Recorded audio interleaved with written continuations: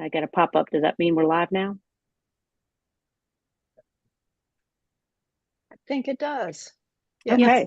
should be. Super. Theo, All right. Theo, I'm sorry. It didn't say it started recording, which I know it normally does, and I don't see That's the recording because icon. I haven't started recording on the computer yet. However, how are y'all? There it is. Okay. Yep. We're official. Okay.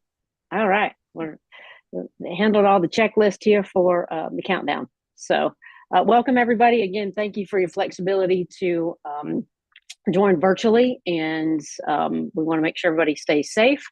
And we're a little out of practice for meeting virtually as a meeting, so just we'll ask for a little grace up front if this gets a little bit bumpy, but I promise that we'll be fine. So looks like Mayor Murray is driving along, so he's must be somewhere that's really nice.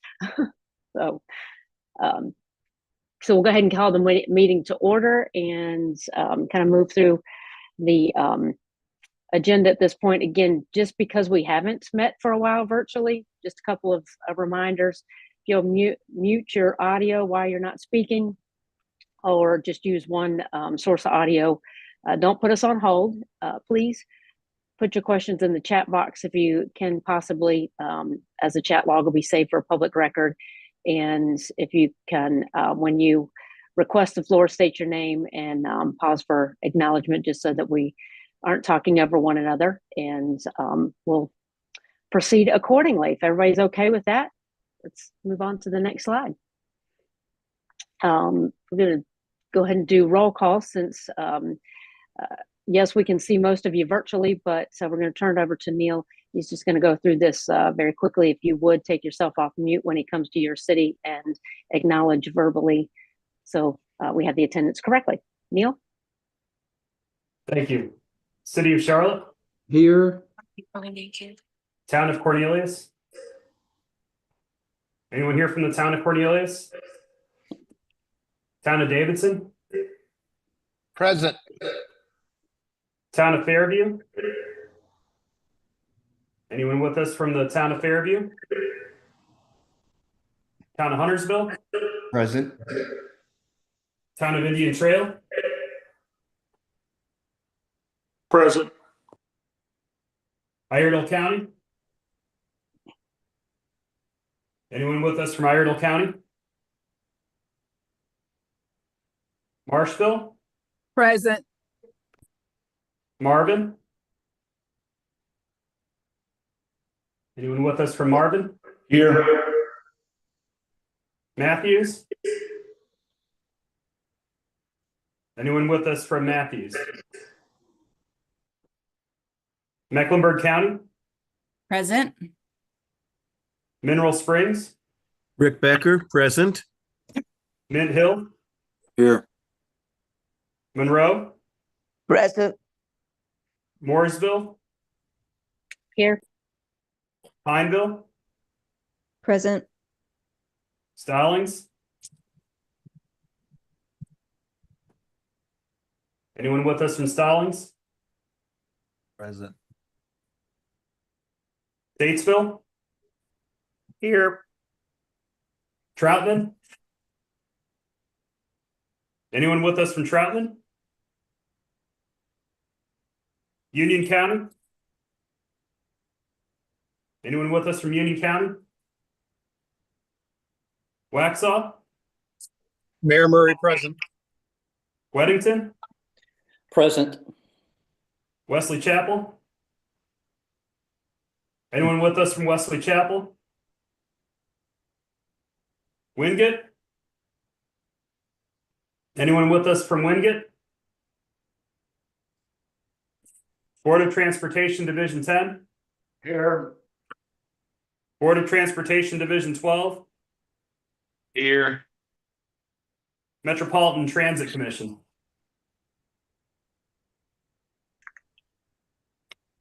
Chair Qualls, we have a quorum. Okay, great. And super. We'll move on to the adoption of the agenda. If I could get a motion to approve the agenda as presented. So So moved. moved. Salute Hampton Monroe. Okay, it sounds like we got several motions. Is there a second? Second, Charlotte. Super. Got a first and a second. If everybody is okay this evening, we're going to move through as approved by acclamation, which just means as we ask for a vote, if everybody would just unmute, say aye. If there's any nays, we will then go through an individual roll call vote for anything going forward. So if I can get approval by acclamation to adopt the agenda. All those in favor say aye. Aye. Anybody opposed? Motion carries. Next item on our agenda is public comment period. We do have one person signed up to speak. Mr. Carson Cohn, you want to take yourself off mute? Yes, can you hear me? I can, and we will, as you're accustomed to, you'll have 3 minutes. And if you want to go ahead and start, we'll go from here. All right, good evening. Thank you again to Commissioner Altman, whose praises I've continued singing in the community, for her concern with the disadvantaged and for sticking up for them. I understand that we still await word from NCDOT as to whether a voucher for toll lane expansion is legal for low-income people, which they questioned at the last working group meeting. I will return to that subject towards the end of my speech. A few years ago, a Charlotte resident woman lent her car to her father because he could not afford a rental while his was broken down. This young woman without a car was walking on Mallard Creek Church Road in Charlotte one evening when she was hit by a car. As she lay injured, another car struck her and killed her. This is the ripple effect that poverty can have on people. Now, I've heard people mention the amount of the fees for proposed toll lanes casually as if they are insignificant. But please understand that a person can certainly drive and or own a car and still be scraping by for change that they would be unable to spend on a toll lane. If NCDOT does state that a voucher is illegal, I urge you all to use your political influence, that which I don't have, to push for legislation that would legalize a toll lane voucher. In keeping with that, please do not approve I-77 express lane expansion without also approving an unlimited use voucher for anyone with an annual income of $35,000 or less pre-tax. I've also requested from Councilman Driggs that Mallard Creek Church Road be a road that receives some of the safety funding, which at the last meeting it was expressed was accepting nominations for such funding. I'll be glad to provide suggestions for improvements to the road so that it can be more pedestrian friendly and we can move, as Mayor Higdon so admirably stated last meeting, towards a goal of 0 when dealing with transportation related deaths. Thank you.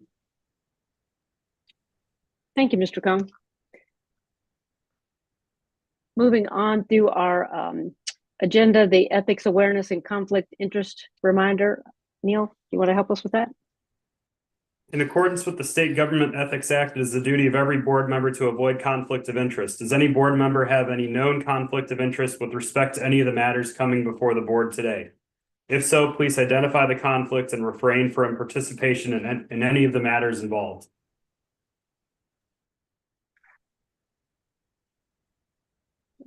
Hearing none, we will move on from there to the consent agenda. Looking for a motion to approve the consent agenda as presented. So moved, Charlotte. Okay, so we have Charlotte with the first and Mayor Becker with the second. Thank you. All those in favor by voting approval by acclamation? Aye. Aye. Anybody opposed? Motion carries. This evening we have a great education session regarding congestion management, as we all in every community individually and as a whole try to solve this issue. I don't know if it's ever solved, but mitigated in manner. So we'll look forward to this presentation. It's going to be a 3-part series. So the great part is those that can't be with us tonight, maybe catch up with watching the recording and then be able to get through the next couple of sessions. So I'm going to turn it over to Bob Cook to introduce our guests. Mr. Cook. Thank you, Lisa. Good evening, everyone. As Lisa mentioned, this is the first in a series of 3 sessions focused on congestion. The idea for focusing on this topic grew out of several, probably really all of our board discussions about congestion, and Lisa felt it would be helpful to get everyone grounded on the basics of this highly vexing issue. Affects really all regions throughout the country, but particularly ones like ours, which is so rapidly growing. So we asked our partners at VHB to develop a series that we're kicking off tonight. They bring to the table a great deal of experience at both the local level and the national level.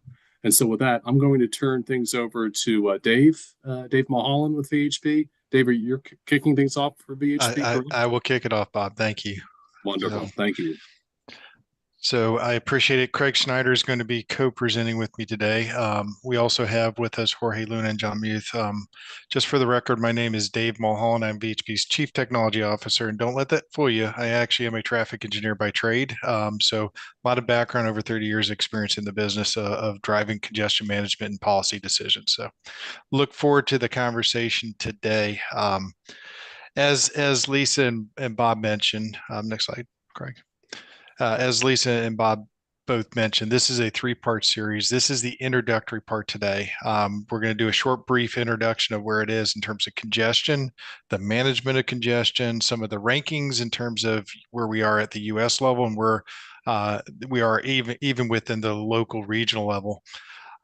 We're going to talk about some of the congestion types that are out there and some of the contributing factors. So there are examples of how, for example, the board actually influences the decisions coming through here that actually can influence congestion. So we'll talk about that. And then we're going to move forward into the other two parts of the sessions, which we'll get into prioritization. Sorry, thank you. Appreciate it.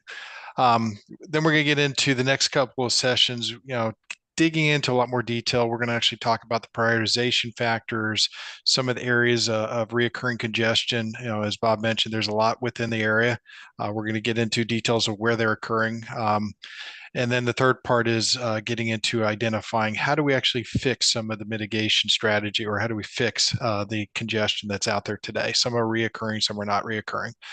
So as you'll see today, we're going to have a series of questions throughout this that's going to help us shape and form the future two workshops that will come. So we ask that you actively participate in those as we come into those. And I believe Craig Schneider did drop in the chat the link to actually connect to that. So next slide, Craig. So in terms of the focus area for today, we do want to dive into a little bit more of the management, the overall vernacular, what congestion is, make sure we're all on the same page, some of the contributing factors and some of the influencers. So we got a little bit of statistics that we'll throw out here today, but we'll also dig into a little bit more of the why and what's happening. Next slide. In terms of federal highway, and I like to say this, and I don't know if this is just one of those things that being a traffic engineer, it's a relatable practice because everybody that drives a car is a traffic engineer by trade. They inherently have the ability to go out drive, and they sit in congestion. So realistically, when you think about congestion and you think about what it is, by definition, it's where there's excessive vehicles or on a portion of road or intersection at a particular time that results in slower speeds. So basically, when are we going slower than the average travel time speed? So you're going to see a lot of these. Comparative analysis in terms of how it is on traditional free flow conditions versus where it is under congested, and we'll talk about that a little bit.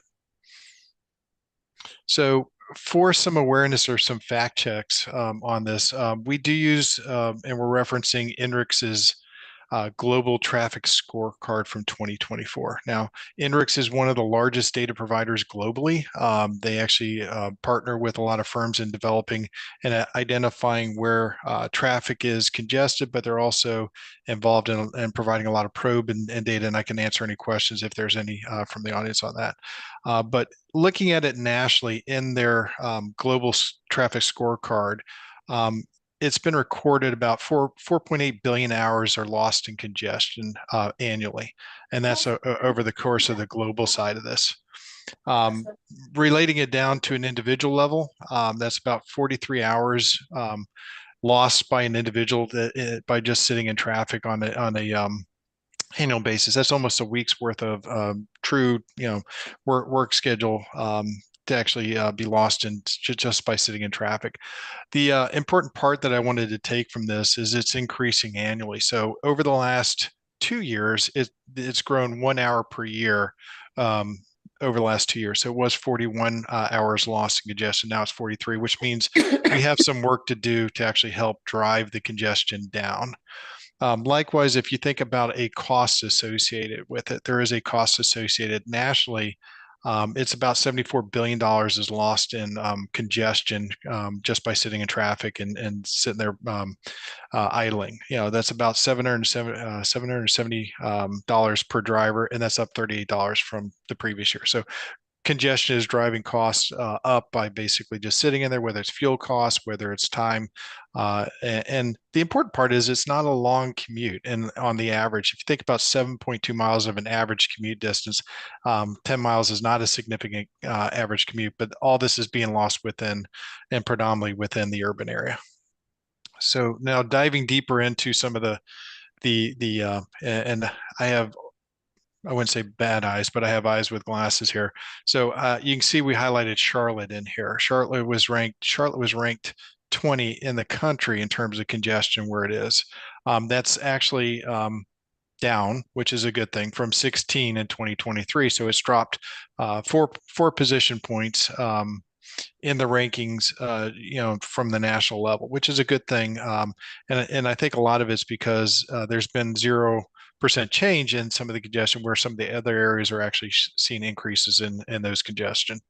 So I referred to the annual loss in congestion costs. You've seen about 800 million lost in congestion in 2024, and it's about $734 per individual per driver per year that's lost just by congestion. That was about compared to the national average. I think the national average was 771. We're down to 734 within.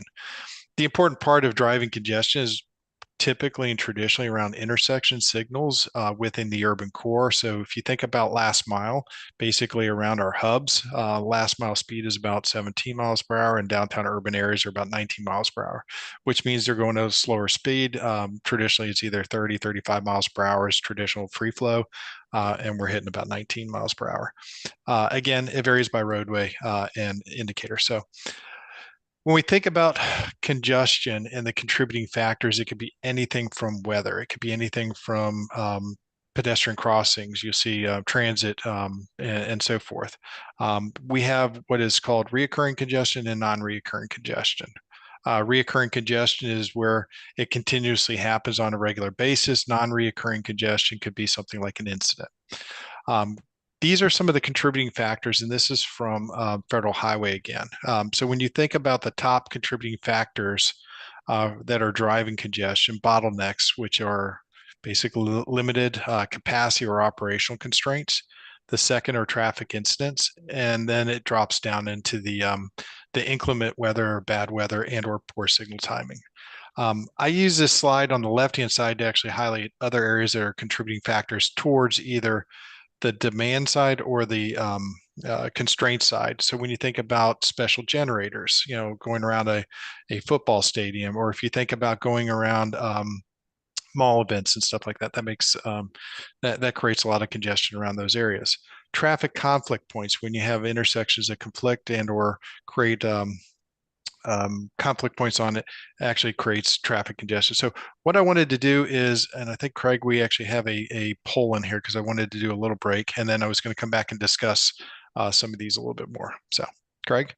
Yep. So we're launching the first poll now. So if you click that first link, it may ask you to type in your name so that we could identify you just based on tracking, and so that we could review the answers that are put in there. But our first question is, what do you believe is the most significant factor contributing to congestion in your area? You'll be given basically 10 options. Let me pull that up here on the screen so you can see them. What we want you to do is click the option that you feel is the most important, and we'll be able to see those answers appear in real time. So right now we have one vote for A, which is the limiting capacity and operational issues that Dave was talking about there on the last slide. Feel free to pick the one that you feel is most representative of this area. I'm sorry, I don't see where the link is. I must not have been paying attention. How do I find the link? It should be in the chat, but let me repaste it in there. It's going to be. I'll look there. Hold on. There's a lot in the chat here. If you go all the way up to the beginning, it'll be the second one, and it'll say pollev.com.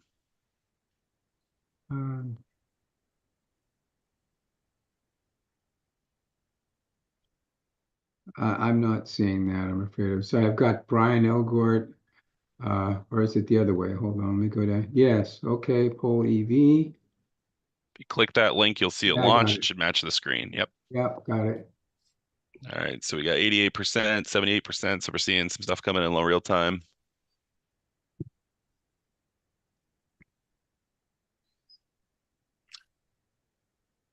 And Craig, you know, as I put that one in there and had the bottlenecks and the constraints, right, in terms of capacity, that's national, right? So we're interested in hearing what the area, what within our area, right? All right, I'm going to leave that question active as we go through to the next one, and so that way Dave can continue on with the time that we have. So feel free to keep typing in your answer as you move through. Thanks, Craig. So we talk about the contributing factors, and bottlenecks was actually the largest percentage out there. So when you think about bottlenecks, roadway capacity, lane reductions obviously impact the throughput of a roadway. Within an urban area, traditionally you start to get more traffic coming into the urban areas. Slower vehicles is another way, another shape form of it. In-system transit, when we put buses in the roads and actually have them stop and block a lane, that actually is creating some bottlenecks, some constraints. Construction zones, either long-term or short-term construction zones, can create bottlenecks. So when you work with the Public Works and create an MOT for your area, construction zones obviously come into play in terms of routing traffic. And we talked about the incident side of it in terms of the percentages, but also the rubbernecking as a factor on that. Believe it or not, it happens a lot. Yeah, moving forward into another contributing factor, we mentioned the traffic incidents. And you know, Bob, as we were going through and looking at the slides and preparing for this, one of the things that we wanted to do is actually highlight some of the areas of traffic incident where we stand relative to the statewide averages. So again, we went on the DOT statewide site, identified the number of recorded incidents, and I key that recorded incidents over the course of 2021, 22, and 23, the years. So a 3-year horizon. There was about 155,000 total incidents that occurred within the MPO boundaries, the TPO boundaries, over the course of those 3 years. Now, where does that stand? That represents about 17% of the overall statewide incidents that occurred within the entire state of Carolina. So likewise, when we look at the fatalities and or serious injuries, there was about 1,500 fatal incidents or serious injuries within the TPO boundaries. Compared to the statewide, it represents about 8% of the overall statewide. So if you think about it, 17% in terms of total incidents of the statewide, and then it decreases down to 8%. It means you're not seeing as many critical, fatal, or serious injuries relative to the statewide average inside the TPO boundary. So you're doing a lot relative to advancing safety across the TPO boundary.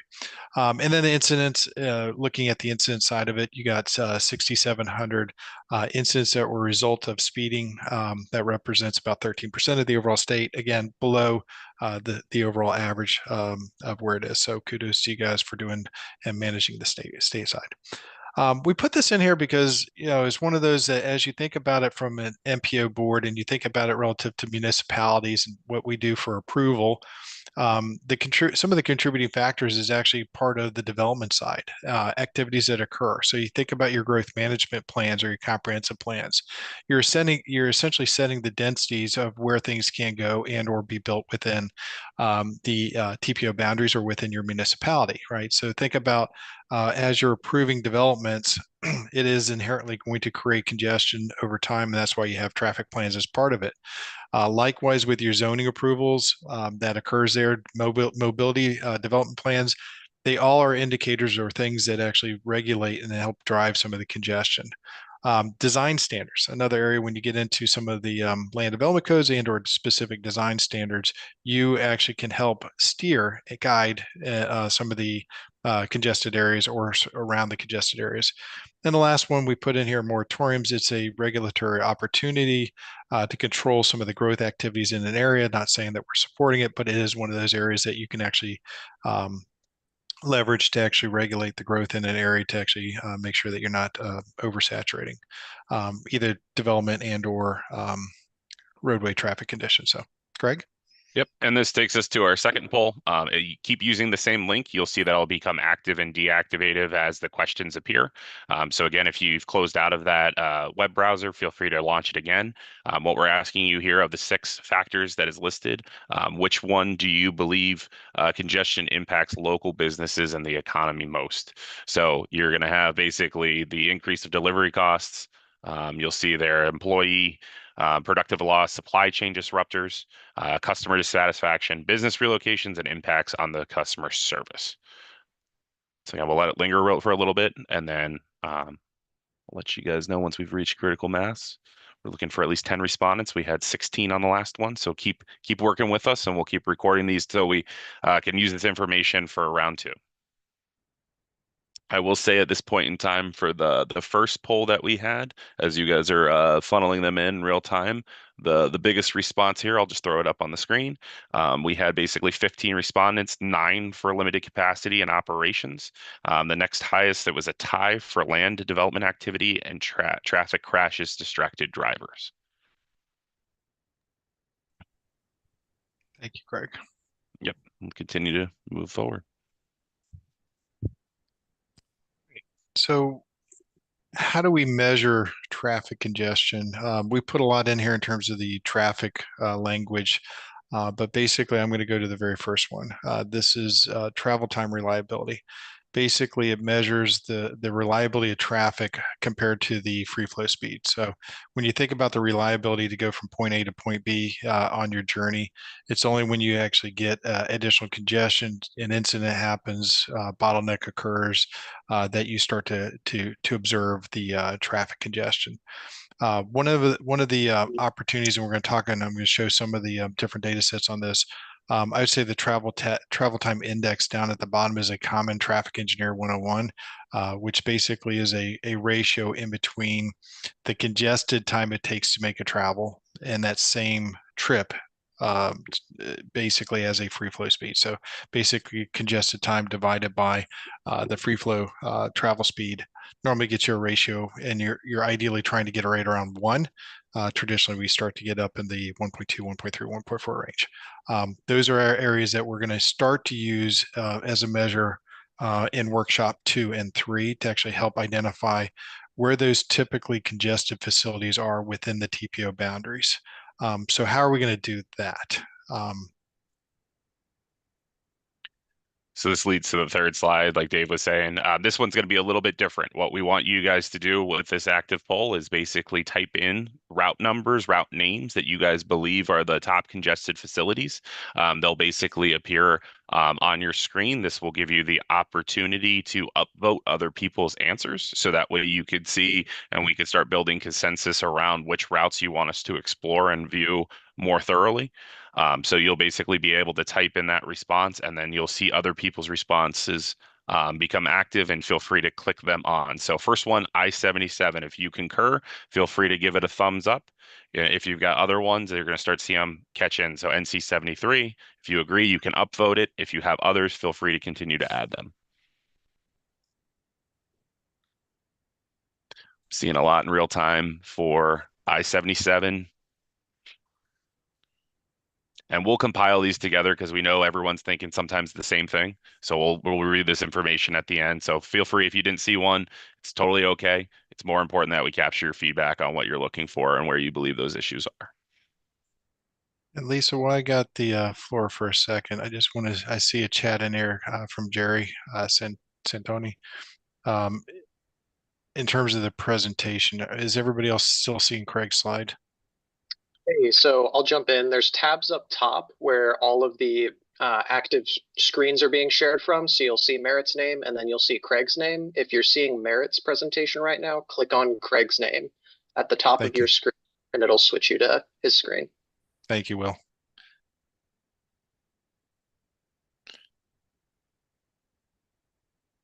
All right.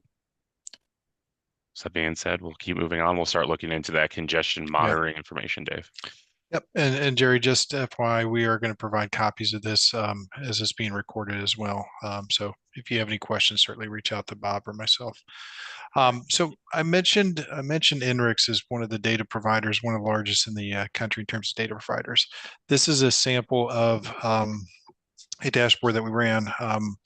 Yeah, just to pull some of the data set relative to US 74 and Independence Boulevard area that I'm sure folks are familiar with. So you can see some of the congested area outlined in red. The moderate area is in yellow and the green free flow is in green.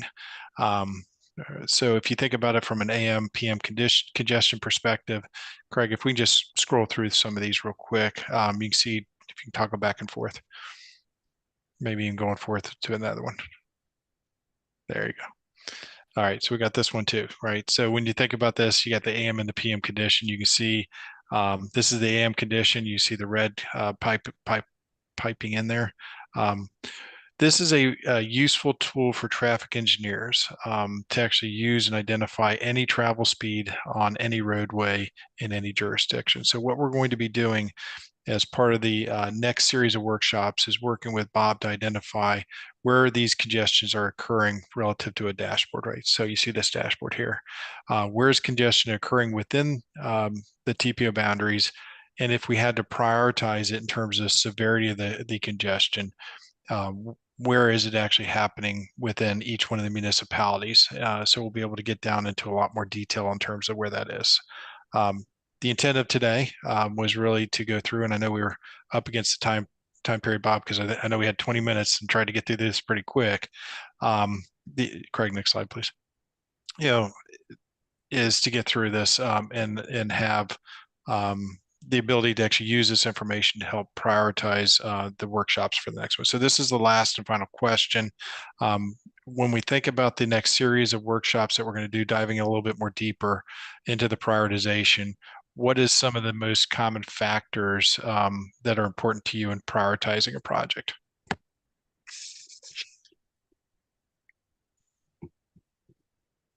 So we're collecting that data now. We'll basically include these into our PowerPoint presentation. That way you will have the question and you'll also have the percentages that feed it from today's feedback.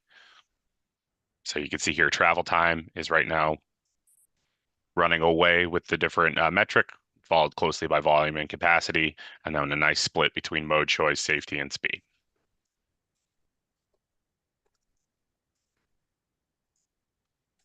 All right.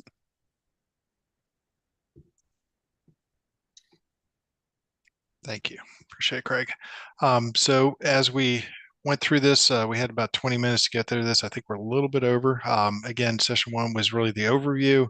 The next meeting, session two, will dive deeper into some of the technical. We're going to bring the prioritization and the roadways that are operating and congested throughout the entire TPO boundary. And then we'll talk about some of that in preparation for session three, which is really if we had to identify the top 15 congested facilities inside the TPO boundaries, what are some of the opportunities to basically ameliorate or fix and mitigate some of those strategies, and also potentially what are some future funding opportunities at a high level. So Bob, I hope we got through it in time. I hope we didn't go too far over, just respecting the board's time. This is no, I think you hit the mark. This is a different format for us tonight, so I think we're forgiving of any overages. So, but thank you very much. And I would just ask all the board members if you have any suggestions for what you would like Dave and the VHB team to cover at next month's session, please let me know. Send me an email, text or whatever, and let me know what you think should be covered. I know there's a general format for next month, but we'll be happy to accommodate any suggestions. So thanks, Dave and the VHB team for the session tonight. And I guess we should open it up for questions too, right, Lisa? Absolutely, absolutely. If anybody has any questions, if you could use your reaction button and raise your hands, we'll try to get through some questions here. I know one of the questions, and I think you touched on it, Dave, that you would share these slides, or that we can get those slides to share with the group. Yes, ma'am. Bob has a copy of the slides, and we're happy to provide them. Okay. And Very and cool. we'll update them with the poll results so that everyone can see the different percentages, and then the different routes that you guys voted as well. Perfect. So we'll get those out to the group. Judy, are you seeing any raised hands? Or Will? I do not.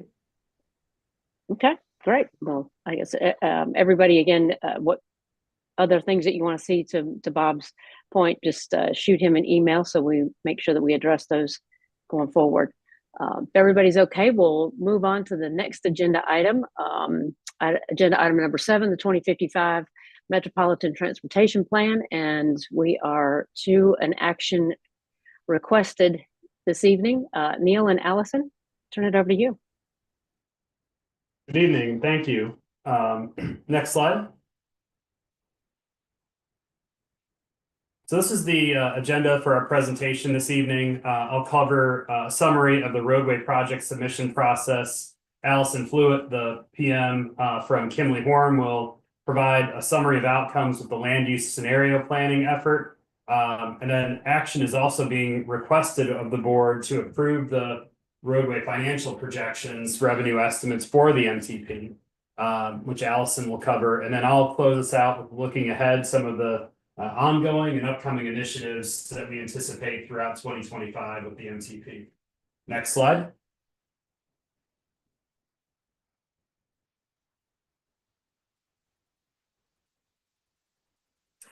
Here's a schedule of some significant activities within the MTP throughout 2025. You'll hear the outcomes of the scenario planning effort. This evening, we prepared a scorecard that really summarizes those scenarios and reports the performance measures for those. So that effort will largely be complete within the first quarter of the 2025 calendar year. We're seeking action on the roadway revenue forecast tonight from the CRTPO Board, and we're preparing revenue forecasts for the other transportation modes, which we'll be bringing to you throughout the first quarter. We've been actively working on the congestion management process, identifying the congested corridors using travel time index and developing strategies for those. The project evaluation, that is underway. We have opened and closed that roadway project submission window, and we will start the process of evaluating projects and developing fiscal constraint to develop our project list. And there will be a public comment period on that beginning in the summer. We'll be working on the federally required performance-based planning efforts throughout the first part of 2025, and that will be wrapping up in the summer as well. We'll have 2 more phases of public engagement with the 2055 MTP, the first of which in 2025 focused around that draft fiscally constrained project list in the summer of 2025, and then the latter phase focused around the draft report, which will really culminate all of these different activities that we've been talking to you about over the last year. Next slide. Next slide. So yes, the project submission window is complete. That opened on Monday, January 13th and closed on February 14th. And your jurisdiction's TCC members were charged with submitting projects from our comprehensive transportation plan for consideration of inclusion within the 2055 MTP. Next slide.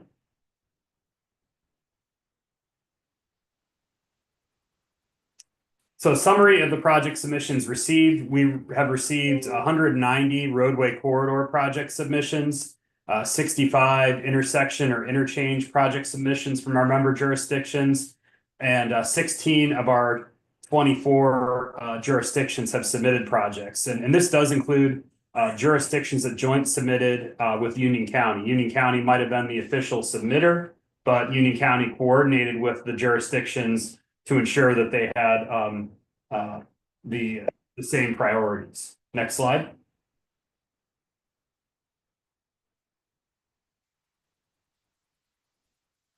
So it's really a three-step process. Step one is the submission of projects, and we're just starting the step two process right now. CRTPO staff is working with our consultants, Kimley Horn, to vet the data, to go through it and make sure that the data submitted on the online map also matches with the text that's submitted. And once we have that data cleaned up, we are going to send that back to the member jurisdiction staff that submitted those projects to make sure we have an accurate description of the project. We're also checking these projects against the delivery project shown in the NCDOT draft STIP to make sure that there aren't duplications. And the other part of the evaluation process will be developing tier 1 and tier 2 scores. I'll talk a little more about that in some of the next slides. And then the final step in this project evaluation approach is using a subcommittee to apply fiscal constraint based upon the revenue assumptions that are being requested for action by the board tonight. Next slide.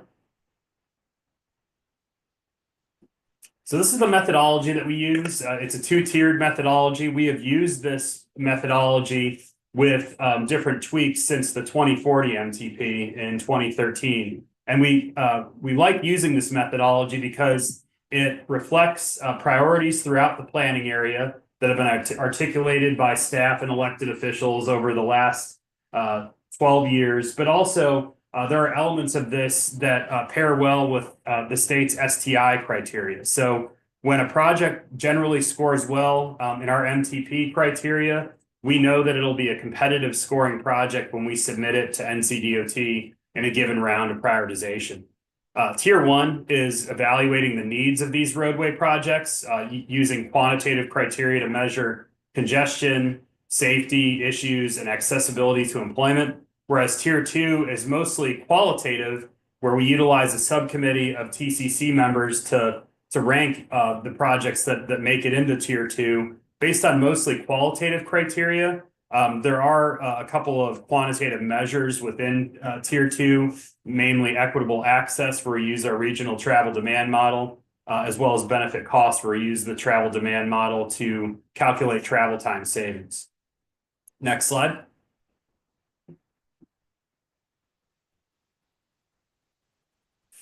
So this is a schedule of developing the recommended roadway project list. So as I mentioned, this month, we're really cleaning up the project data submittals and developing the analysis data that we need to complete the tier 1 evaluation for those 240 plus projects. So we're going to establish a subcommittee of TCC members that will start meeting next month.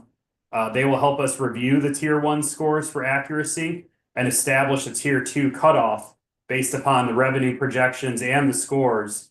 And then in April, we'll utilize this subcommittee again to run the smaller subset of projects through the tier 2 evaluation in the funnel graphic that I showed in the previous slide. And we'll assign and review tier 2 scores. In May, the subcommittee will apply fiscal constraint based upon tier 2 scores and the anticipated revenues within each of our 4 horizon years. And then we'll have a draft fiscally constrained project list that we'll present to the TCC and the board during the June meetings, with the recommendation that that draft list is released for that second phase of public comment beginning in June of this year. Next slide. And that concludes the project submission summary. I'll go ahead and turn it over to Allison to cover the land use scenario planning and the roadway project revenue pieces. Thank you, Neil. We'll move on to the next slide. We had the opportunity to review some of the scenario structure with the board at your meeting last month, but I wanted to just briefly recap that and then provide a little bit of an overview of where we can discuss some of the results that we've seen come from our scenario planning exercise. So just as a reminder, our scenario structure for this round of scenario planning for the 2055 MTP comprises 3 growth scenarios: a distributed growth scenario, current plans, and a compact center scenario. We're also looking at 2 work from home scenarios, which I'll talk a little bit more about in a moment and how those come into play alongside our growth scenarios. Let's just briefly run through what each of these mean for us. Starting on the next slide, we'll start with our distributed growth scenario. This is where growth occurs mostly in our outlying and less developed areas. And we find that without additional planning in these areas, rapidly growing regions often gravitate more towards sprawl. But this type of growth pattern can come with some additional hidden costs, such as maintaining infrastructure, increased traffic congestion, and decreased access for alternative modes. On the next slide, we have our second scenario,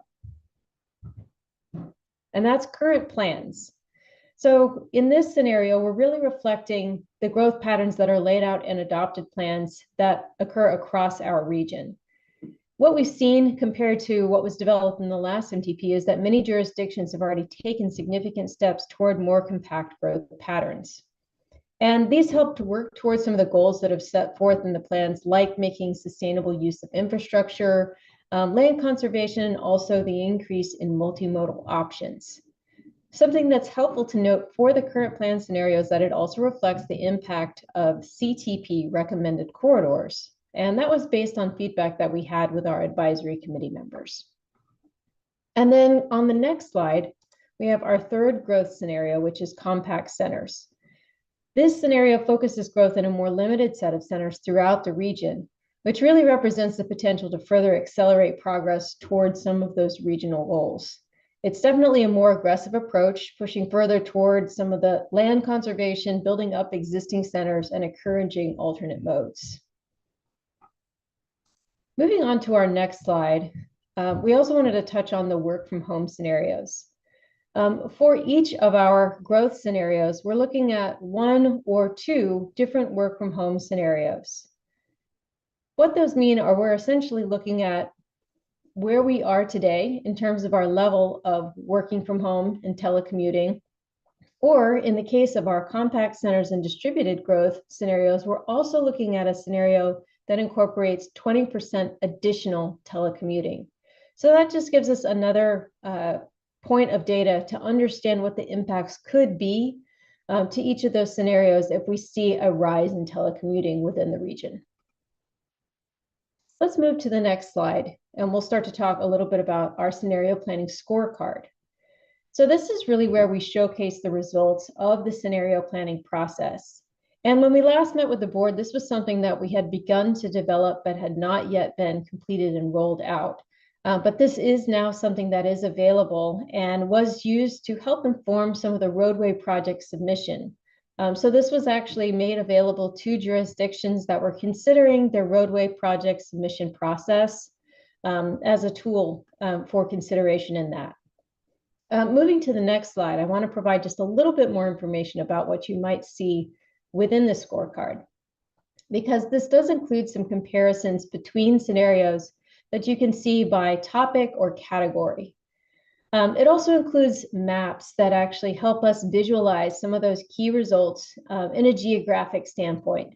So that just helps provide a little bit of perspective because we know that when looking at some of those overarching results, that does help us understand regionally how something may be performing for a particular topic or category, but that's also highly variable from area to area.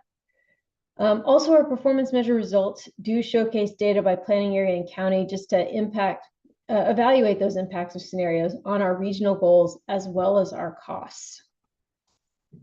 So going to the next slide, we just had a few overarching takeaways that were able to be seen when looking at the results that were expressed within our scorecard. For our compact center scenario, we found that offers a better balance of transportation options, provides more housing choices, and consumes less land. Our distributed growth scenario facilitates better motor vehicle accessibility, but requires more motor vehicle investment or more roadway investment. And then when we think about our increased telecommuting, which we tested within a couple of our different scenarios, we do see that there is a reduction in travel time and delay for our motor vehicle travel.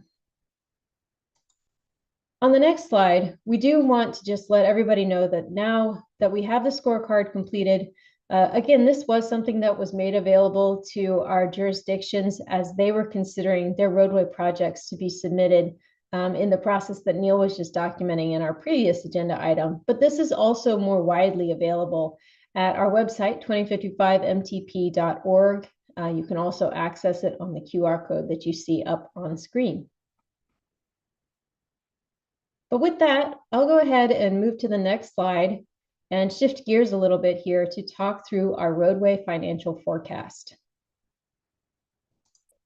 Again, we had the opportunity to cover this with the board during your last meeting, but the intention of today, as Neil teed up, is that there is an action that is going to be requested to kind of recap where we are here today and move forward. So just as a reminder, the 2055 MTP financial projection requirements really do run the gamut of all of the different travel modes that we can expect to see as part of the MTP. These are required by FHWA. This is really one of the key components of our MTP development. And particularly for those regionally significant projects, they do have to be financially constrained in the context of our anticipated future revenues. So focusing in on the next slide on our roadway capital revenue specifically, we just want to remind you all of some of the key assumptions that went into this, and then we'll move onwards into some of the outcomes from this process.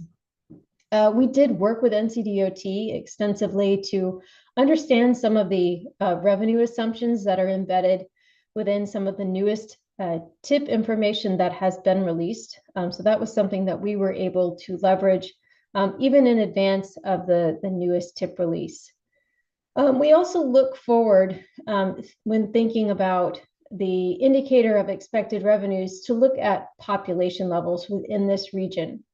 We want to understand the allocation of funds based on the population share within our STI-related geographies. And we'll talk about those a little bit more in a second. The other thing to keep in mind here is that every time that we talk about revenues within the context of any of our modes, we are talking about year of expenditure. So it's important for us to think about how those revenues may increase into the future. We looked at past precedent, how this was considered in previous MTPs. We also had discussions with NCDOT and FHWA, and ultimately determined that a 2% annual escalation rate was going to be most appropriate for the 2036 to 2055 plan years. Just a couple of other assumptions on the next slide. So as a reminder, what we're talking about today is only thinking about roadway capital. And we do only project forward those revenue sources that we expect to continue into the future and that are DOT specifically related funding. Also, as a reminder, there will be separate projections done at a later date for our local revenues and CRTPO discretionary funds. So one more reminder on the next slide is about our horizon years. These are important because we are actually federally required to organize our fiscally constrained plan and available revenues into time bands. So rather than reporting year by year, we like to have these time bands because this actually allows a little bit more flexibility and a little bit more realism when you're looking at a longer term plan to organize things into bands rather than those particular years. So for this MTP, we are looking at the 4 cost bands that you see on the right: 2025, 26 to 35, 36 to 45, and 46 to 55. Just noting 25 is kind of the anomaly there.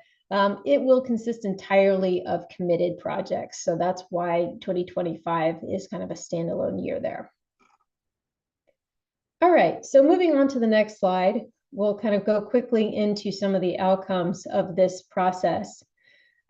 We essentially did a simple addition of looking at the dollars that are shown within the 2026 to 2035 STIP, and then the revenues that are projected beyond the life of the STIP to understand the total dollars available for the 2055 MTP. And I should clarify here, we're actually looking at some of those STIP revenues that we were able to receive from NCDOT when we're pulling those numbers in.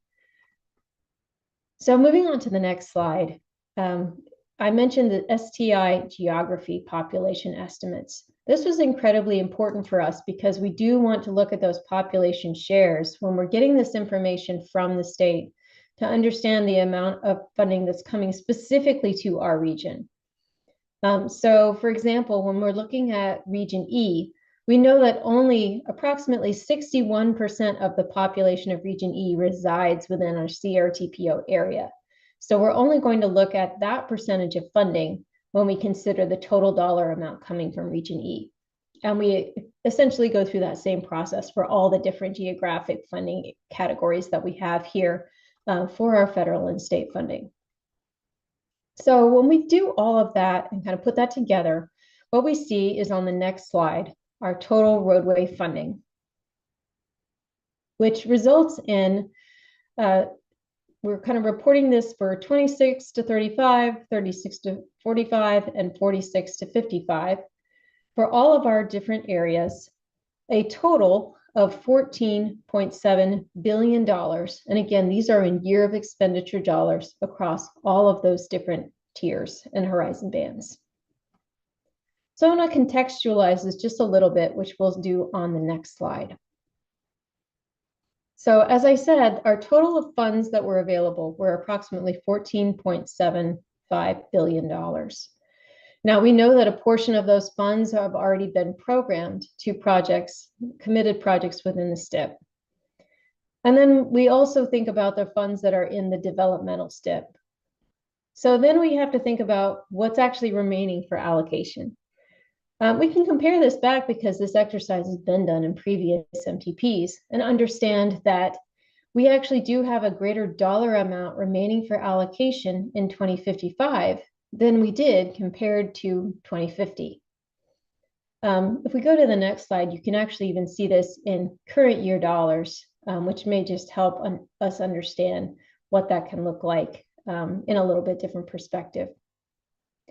But just understanding the context for this, there are a couple of reasons why we may be seeing a little bit higher dollar amount that is still remaining for allocation than what we saw in our last plan.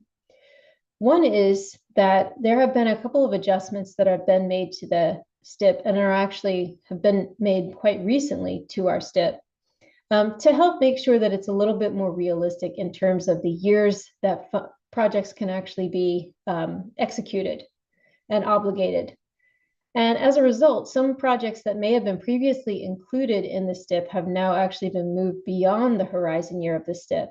And those are projects that still remain or that we will want to consider within our MTP.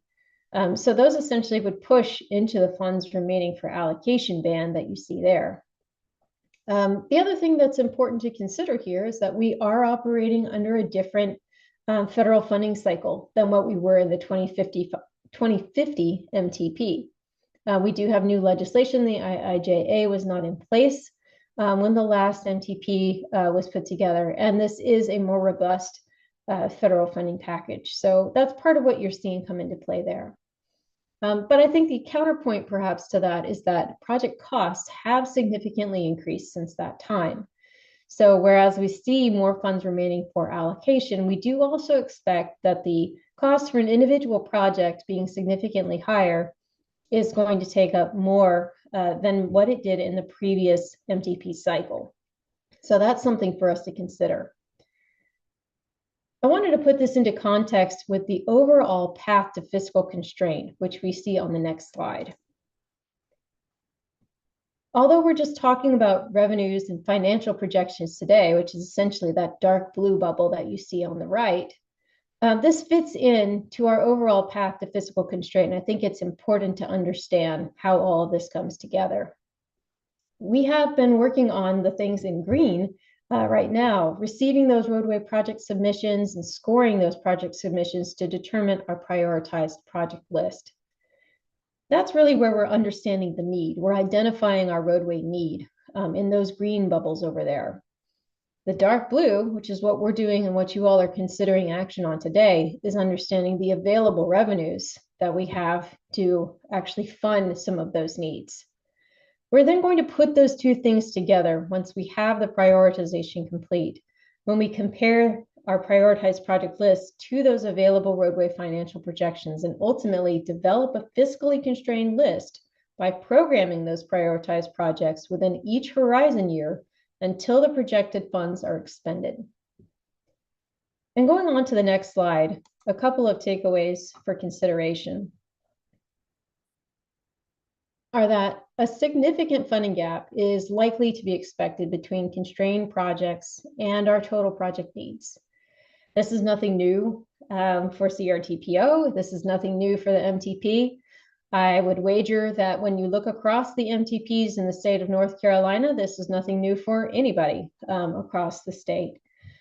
So we typically expect to see that our needs, in most cases, are greatly outpacing our available funding. We also expect this gap to increase over time as revenue sources diminish and project costs increase.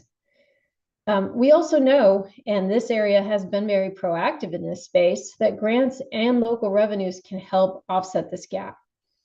So these are all things that we'll continue to be mindful of, and we'll present more information on this as we move forward within the fiscal constraint project development. But we do just want to call attention to kind of how this all fits within the big picture. So with that, I'm going to turn this back over to Neil so that he can discuss the board action that's being requested today. Thanks, Allison. I do see Mike Osborne from Cornelius has his hand raised. Mr. Osborne? Yeah, so would you mind just going back 2 slides to where you show your process? There you go, right there. I do have a question about in the green where you're talking about we prioritize, and Neil talked about the criteria for prioritization, and we have one in there called cost benefit. Neil, can you just elaborate the cost in that prioritization and that criteria? Are you already considering cost there, and then now we're considering it again? Are you double counting it? And the reason that I ask is because it seems to me that the way this is built, the largest projects that have the most opportunity for improvement will never get built going through this process. So for example, in the previous segment, we almost everybody immediately said 77 South was the most important, or most constrained corridor. And I'm wondering, is it the cost that prevented that from scoring well, or why did that not get scored well, or why did that not get done? And if that is the case, won't it just always score worse and it will never get done? So I know that's a lot, but basically, just to sum it up, aren't you counting the cost twice here? And when you do the cost benefit in your criteria, as opposed to just benefit, aren't you essentially eliminating the most needed projects from the process? Thanks, Michael. I'll take a stab at answering this, and then Allison, feel free to fill in. But the way I understand your question, Commissioner Osborne, I don't believe it's double counting. We are required to come up with a planning level cost estimate for all the projects that we receive. The benefit to cost is a ratio that really shows us how cost effective a project is. That's one of the criteria that we mirror in the STI legislation. And it's a ratio of the travel time savings and crash reduction factors divided by the cost. And both of them are kind of serving independent functions. But to get to your question about the 77 South corridor and some of these other significant statewide corridors, 77 South has scored competitively. However, there's the provision within STI regarding the corridor cap. We reference the corridor cap in the MTP, but we do not apply the corridor cap because, again, this is a long-range transportation plan. A lot could change over 20 years. And we also recognize that there could be, as Allison mentioned, alternative ways to fund a project, not specifically within STI, like some of the options we're looking at with 77 South. So That's my response. Happy to see if Allison has anything to add there. I think you covered it well, Neil. Yeah, I would emphasize that I think the cost benefit or the benefit cost process is really intended to just help understand the overall effectiveness of the project. And I think that's what separates it from what's happening with fiscal constraint. And I think one of the things that is unique about the funding that's available in North Carolina compared with almost every other state is the separation in kind of the funding tiers between statewide, regional, and local. And in some ways, that actually does provide a better opportunity for some of these larger scale projects to compete. But we also need to be mindful that there are just some externalities with projects of that size that may be kind of beyond the control of CRTPO to kind of dictate within the auspices of the MTP. But I think that's something that it's certainly not going to be inhibiting it artificially within our process. Commissioner Osborne, did that answer your question? Yeah, I mean, it helps, it certainly helps. I do see it as, it's already being counted in the criteria. And then when you prioritize it against things like the corridor, we mentioned that we have constraints like the corridor cap that prevents it from getting built. And then we also have to prioritize it with other projects and the fiscal constraints that we have. So it just seems to me that we are putting a heavy weight on that cost early on. And, it still seems to me that eventually those projects will never get built because they will always just get more expensive and score worse as those costs continue to grow. So, so I'm willing to let it, go. I don't want to delay the meeting anymore, but I do see, I do have concern about that. And I also have concern that when we talk about fiscal constraints on the, from a revenue perspective, that I don't think we fully recognize the increase in cost. It's not a slight increase in cost.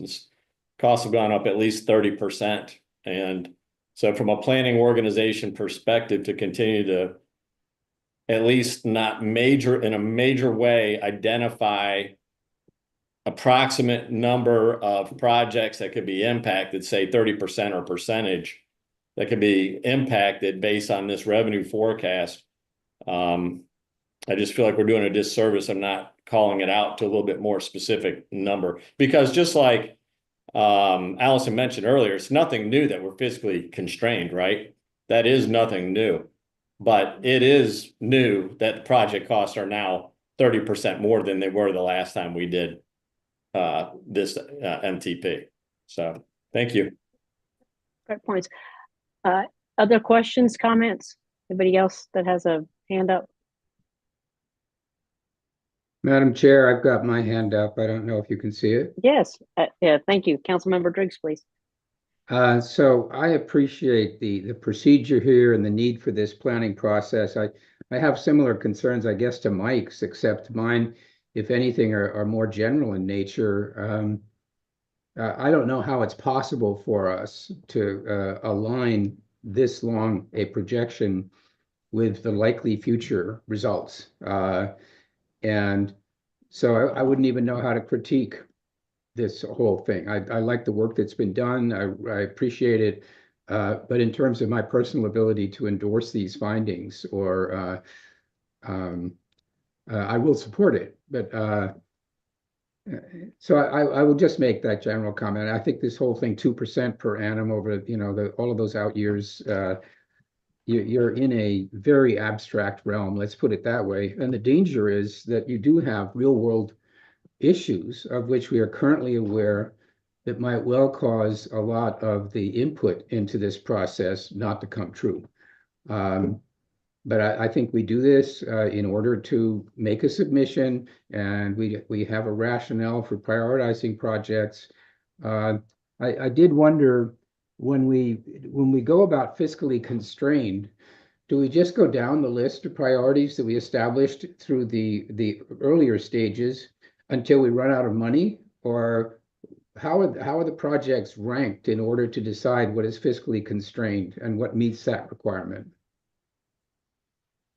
Councilmember Driggs, I'll take the first part of your question, and I understand your points are well taken. We can't really accurately forecast what our revenues will look like in 2045 or 2055, but that is one of the benefits of updating this plan every 4 years is we gain a little more insight about what's happened in the past and what the outlook looks like going forward.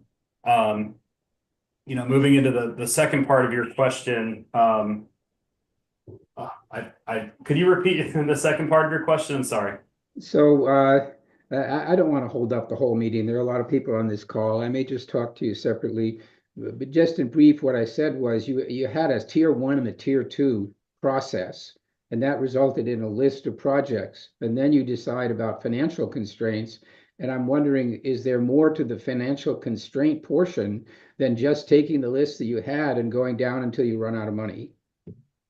Great question. So we categorize each project we receive in our 5 STI funding buckets. Is it a statewide project? Is it a regional or division project in Division 10, or a regional and division project in Division 12?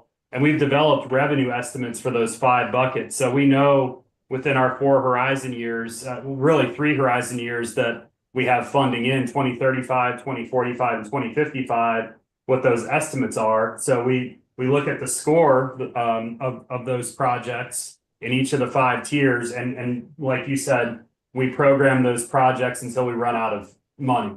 Right. Okay. Last quick question.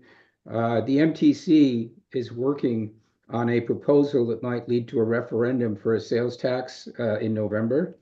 How is the possible outcome, one way or another, of that reflected in any of this? We've been coordinating closely with CATS regarding the development of their transit service plan revenue projections. They're required to do a financial plan as well for any of their capital fixed guideway transit projects that are being proposed under the proposed legislation. And provided that the MTC endorses the proposed plan update, as well as the referendum, tracking that with the General Assembly, we will roll that into our financial plan, because our financial plan, as Allison presented, isn't just the roadway revenues. We have to account for transit revenues, maintenance, and any of the federal discretionary funds that we anticipate coming to the CRTPO between now and 2055. Okay, that's it for me now. Thank you. Thanks. Chair, this is the action request slide that I presented, that was presented at the beginning of the meeting. There is one next step slide after this, so I'll leave it up to you if you all would like to take action on this, and then I do have one additional slide afterwards. Any other questions that we've not heard? Anybody else have their hand up? Okay. If not, we're looking for a motion to approve the roadway financial projections. Charlotte. We've got a first. Is there a second? Second, Mineral Springs. Second by Mineral Springs. All those in favor by voting approval by acclamation, say yes. Yes. Yes. Anybody opposed? Motion carries. Neil, back to you. Yep. We'll move on to the next slide. This is looking ahead. As I mentioned in my response to Councilmember Driggs, we're working on transit revenue projections.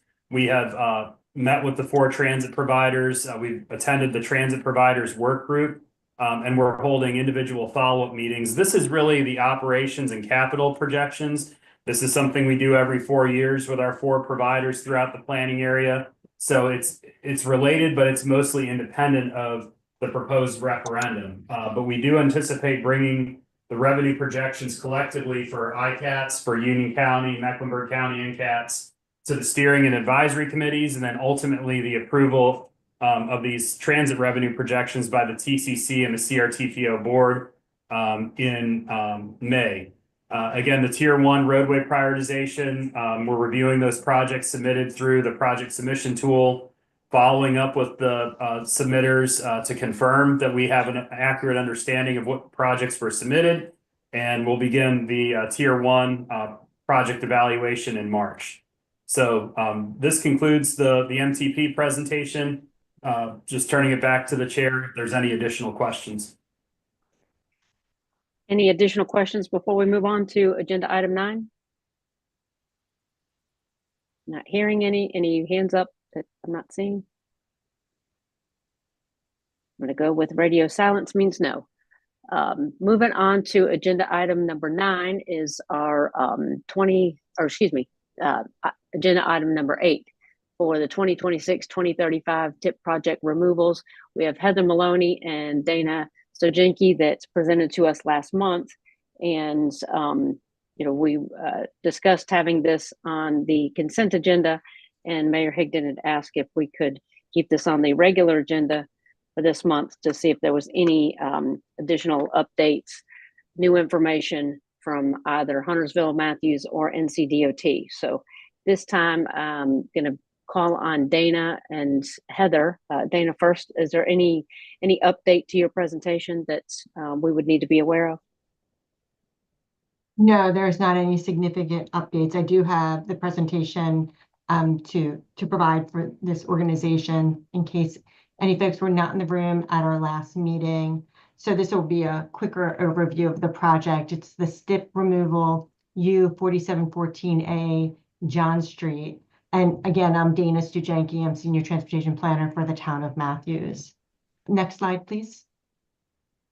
So the action requested is the removal of East John Street U-4714AA in Matthews and the Gilead Road project, which is the Huntersville project that Heather is going to talk about from the 2026-2035 STIP. And I just want to let you know that for both of these projects, NCDOT is in agreement with removing this project, and those funds will go back to the division needs pot. Next slide.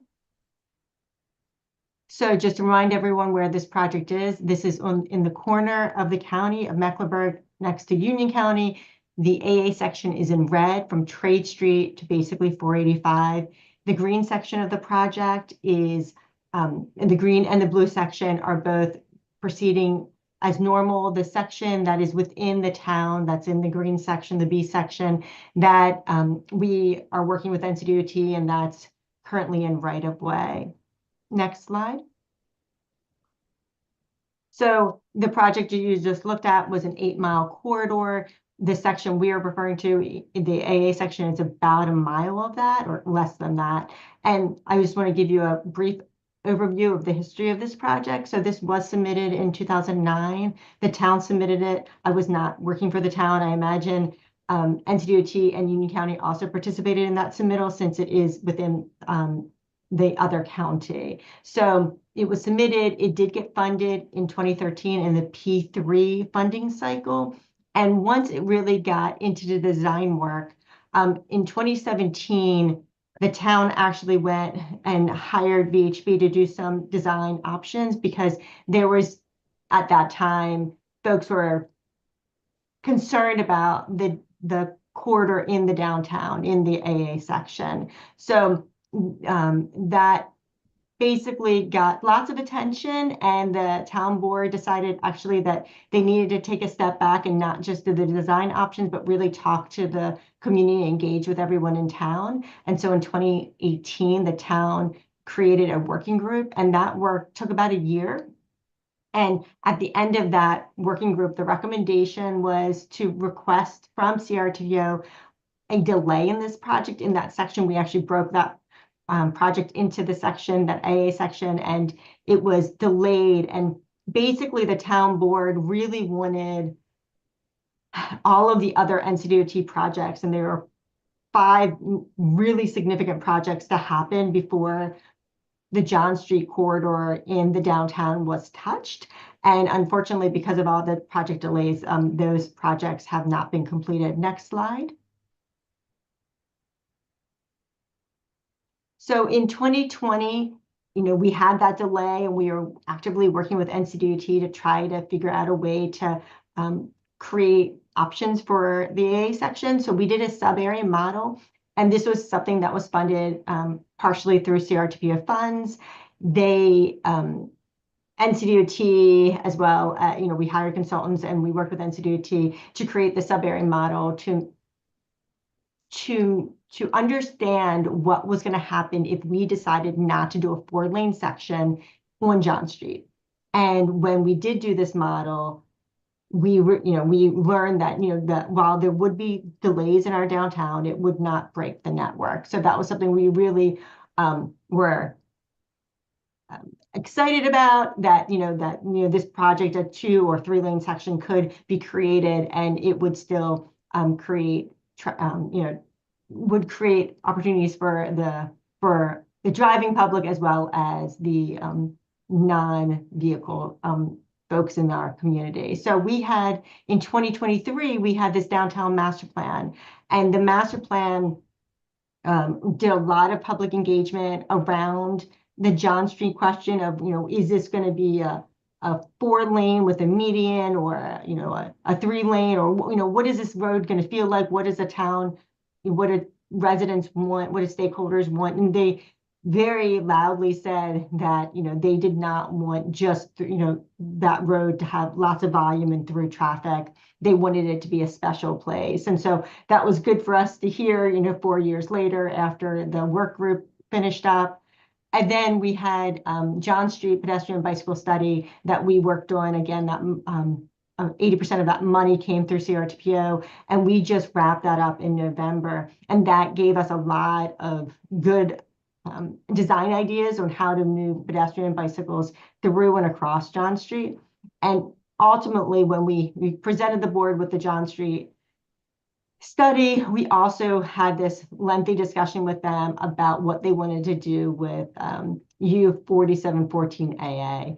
And that's when, again, we've been working a lot with NCDOT trying to figure out other alternatives than giving back the $25 million, because that's something that we don't take lightly. We really wanted to try to create opportunities with that.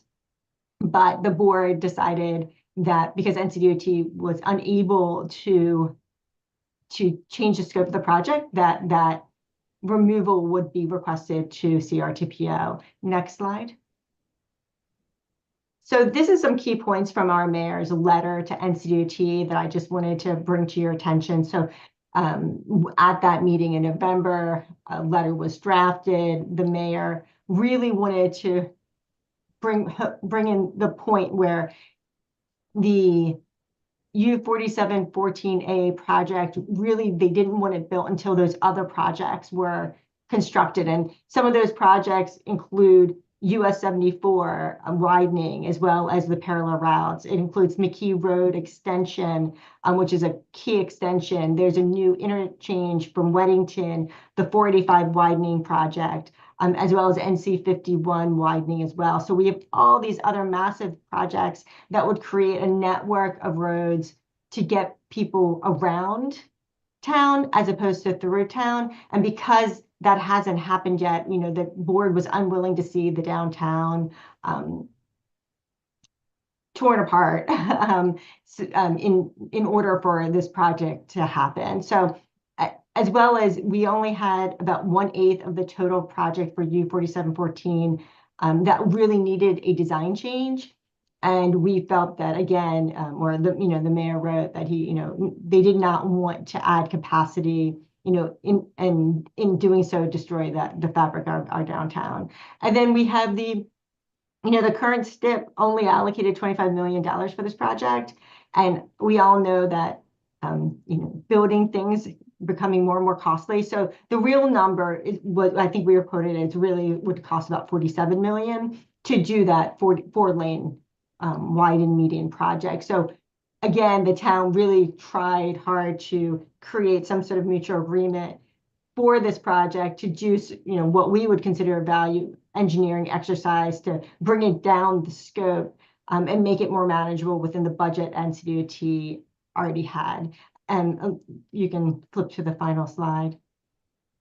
Oh, that's okay. Gateway Road. So so just I will close by saying that we worked really hard with NCDOT. I know, I'm sure they're on the call.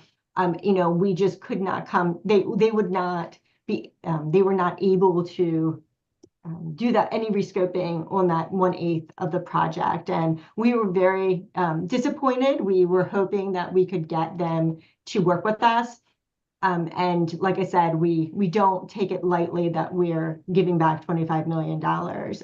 We are actively working towards trying to develop grant applications for, right now we're working on the RAISE grant application to try to get some of those pedestrian accommodations in place in the spring. Hopefully that federal grant will be announced. So I'm happy to answer any questions. Great. Any questions for Dana? Okay, great job, Dana, summing that up. Heather? Let's turn to Hi, Heather thank Maloney. you. The hand. Okay, Oh. go ahead. Oh, sorry. Who has a Councilmember hand up? Also Brooks from Indian Trail. I actually yes, have a few questions that are pertaining to Matthews only. Would you like for me to go ahead and ask those questions or wait till the end of the presentation? Sure, why don't we go ahead and take care of those questions right now. Okay. Well, I have a few questions that I'd like to read into the record pertaining to this agenda item. I would also like to ask that if NCDOT can respond to the staff of Indian Trail by Monday, 24th of February, it would give us a timely response, will allow us to discuss this at our next meeting. As a lot of our citizens are demanding answers from me being a board member. What I'm asking is that our town staff is telling me that the new draft STIP that was sent out last Thursday shows a portion of Old Charlotte Highway corridor U 4714B having a 2-year construction delay. Based on the 200 million shortfall we kept hearing about, I'm assuming this is the reason for the delay. Can we put the Matthews funds towards our portion to keep this project moving forward? Considering all the mass clearing that is already carried out at this point, our citizens would have to look at for 3 years. Question number 2. Where are the funds for the Matthews portion going to? Is it under the same project ID 4714? Draft STIP shows project cost at $51,500,000. And I'm not looking to have these answered tonight. I just want to have them read into the record so we can get a response. Question 3, is there a reason why the funds are accepting being taken away from this project corridor? Question 4, the portion for Stallings, is that project being delayed as well? Question 5, how is that the portion is only being delayed if we are already given towards this project? And then question number 6, is there any maintenance funding going to be put out towards the existing road during the waiting period? The road seriously needs some attention. So those are my questions that I into the record. Thank you, council member, for those questions, and we'll certainly ask for DOT to respond to those as you requested by Monday afternoon. Any other questions in regards to the Matthews project? This is Renee and Matthew. It said Driggs. I Yes, thought it Councilmember was explained to us before that the STIP estimate for the project was something like 44 million, and the project that Matthews would like to do instead was only going to be 25. Am I remembering that wrong? And then they were told, no, you can't make that substitution. Correct. Yeah, that is, we had it's 25 million in the STIP right now for the project, and we are town engineer, drafted a conceptual plan that would be a 3-lane that would be approximately about 25 million. And that's not something, and NCDOT can answer it, but they weren't willing to do that. And so the 4-lane section would have been much higher in price, over 40 million. Yeah, it was 44 million for the 4 lanes, and it was going to be 25 for the substitute plan, but right. We're not able to consider that. Just a clarification on that point. Thank you. Yes. Right. And I believe I heard there was another hand up. Renee. Yes, Renee. Yep. So I know that this was not an easy process for our transportation team in Matthews. And so I wanted to just recognize all of the hard work that Dana and Susan and CJ put into trying to figure out a good solution for John Street. They really did a great job, and it was not the outcome we hoped for, but I wanted to recognize that, and also NCDOT and their hard work alongside Matthews in figuring out this issue. Great. Thank you. Any others before we move on to Huntersville? Okay. Not hearing any other questions at this time for the Matthews project. Heather Maloney, we'll turn it over to you. Thank you. Yep. Can y'all hear me? Yeah. So my name's Heather Maloney. I'm the transportation planner for the town of Huntersville, and I'll just go over briefly our project here in Huntersville that has a very similar history and endpoint here. So you can see where the project is on the right side of the screen. Gilead Road connects between the highway and our downtown to the east. And the project extent for this STIP project is between Commerce Center Drive, just east of US 21, and our downtown intersection of Gilead Road and North Carolina Highway 115. Next slide, please. So here's an aerial photo of the project extents, and if you'll hit next, we'll get a view of the widening project. Merritt, can you hit next? Thank you. So this is the project designed to widen our road to 4 lanes. This design, it took many years from the first submission to the STIP to get a design. And then we presented this to our town as part of our downtown master plan update that was done between 2021 and 2023. And when presented to both the public and our steering committee for that project, our main concern with this project design is that it has significant impacts to some of our major buildings in town. Merritt, if you hit next, I think it'll highlight the buildings that are impacted. So I know you can't see my pointer here, but starting at the top right, that's a restaurant at one of our main intersections. Just to the left of that is our town hall. Thank you. To the left of that is a brewery, which is one of the most significant economic investments in our downtown. It was formerly the police station, but is now a very vibrant place for people to gather in our downtown. Just to the south of that, on the other side of the street, is our current town center, where many of our staff departments are located, including the planning department. And then to the west there are 2 residential houses that would be impacted by the roundabout at that intersection. So if you would hit the next slide, following that downtown master plan and the robust public input and steering committee activity, the main mobility recommendation from that plan was that Gilead Road not be widened and that it would be redesigned as a multimodal street. And in recognition of that recommendation and the fact that it is counter to the purpose of the STIP project, our town board began meeting with NCDOT in April of 2023 following the approval of the downtown plan, trying, similar to Matthews, to find an alternative design that might meet the purpose and needs of the STIP project, but also not require widening as our downtown plan required or requested.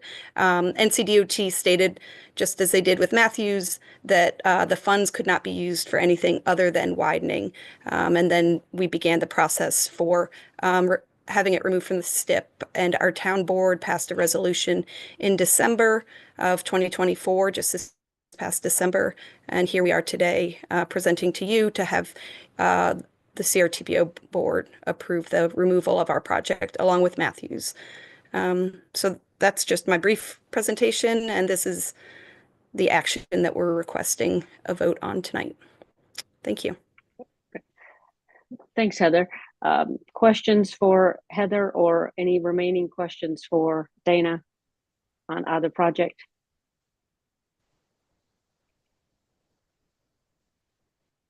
Okay, sounding of crickets. Looking for a motion to remove the East John Street project, U4714 AA and Matthews, and the Gilead project U5807 from the 2026-2035 TIP. Is there a motion? I'll make that motion. Renee Garner, Town of Matthews. Renee's made the motion. Is there a second? I'll second it. Okay. Nick from Huntersville has seconded that.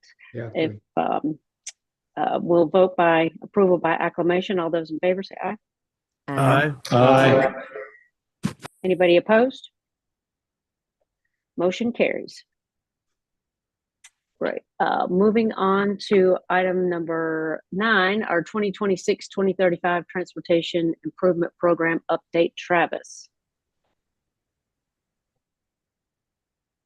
Thank you very much. Hi, everyone. My name is Travis Johnson with the CRTPO, and I just wanted to give a brief overview of the 2026-2035 Transportation Improvement Program. Oops. There we go. I want to go to overview of this NCDOT STIP and MPO for the TIP development process. We're going to talk about the process we have followed to develop the 2026-2035 STIP, and then talk about the CRTPO schedule and next steps that we are aware of at this moment. I'm also going to mention we received this information long ago, so we are still working through this information. So we'll be presenting updated information as soon as we have the chance. So the FHWA requires the NCDOT must adopt a new STIP every 4 years, and typically that is done every 2 years.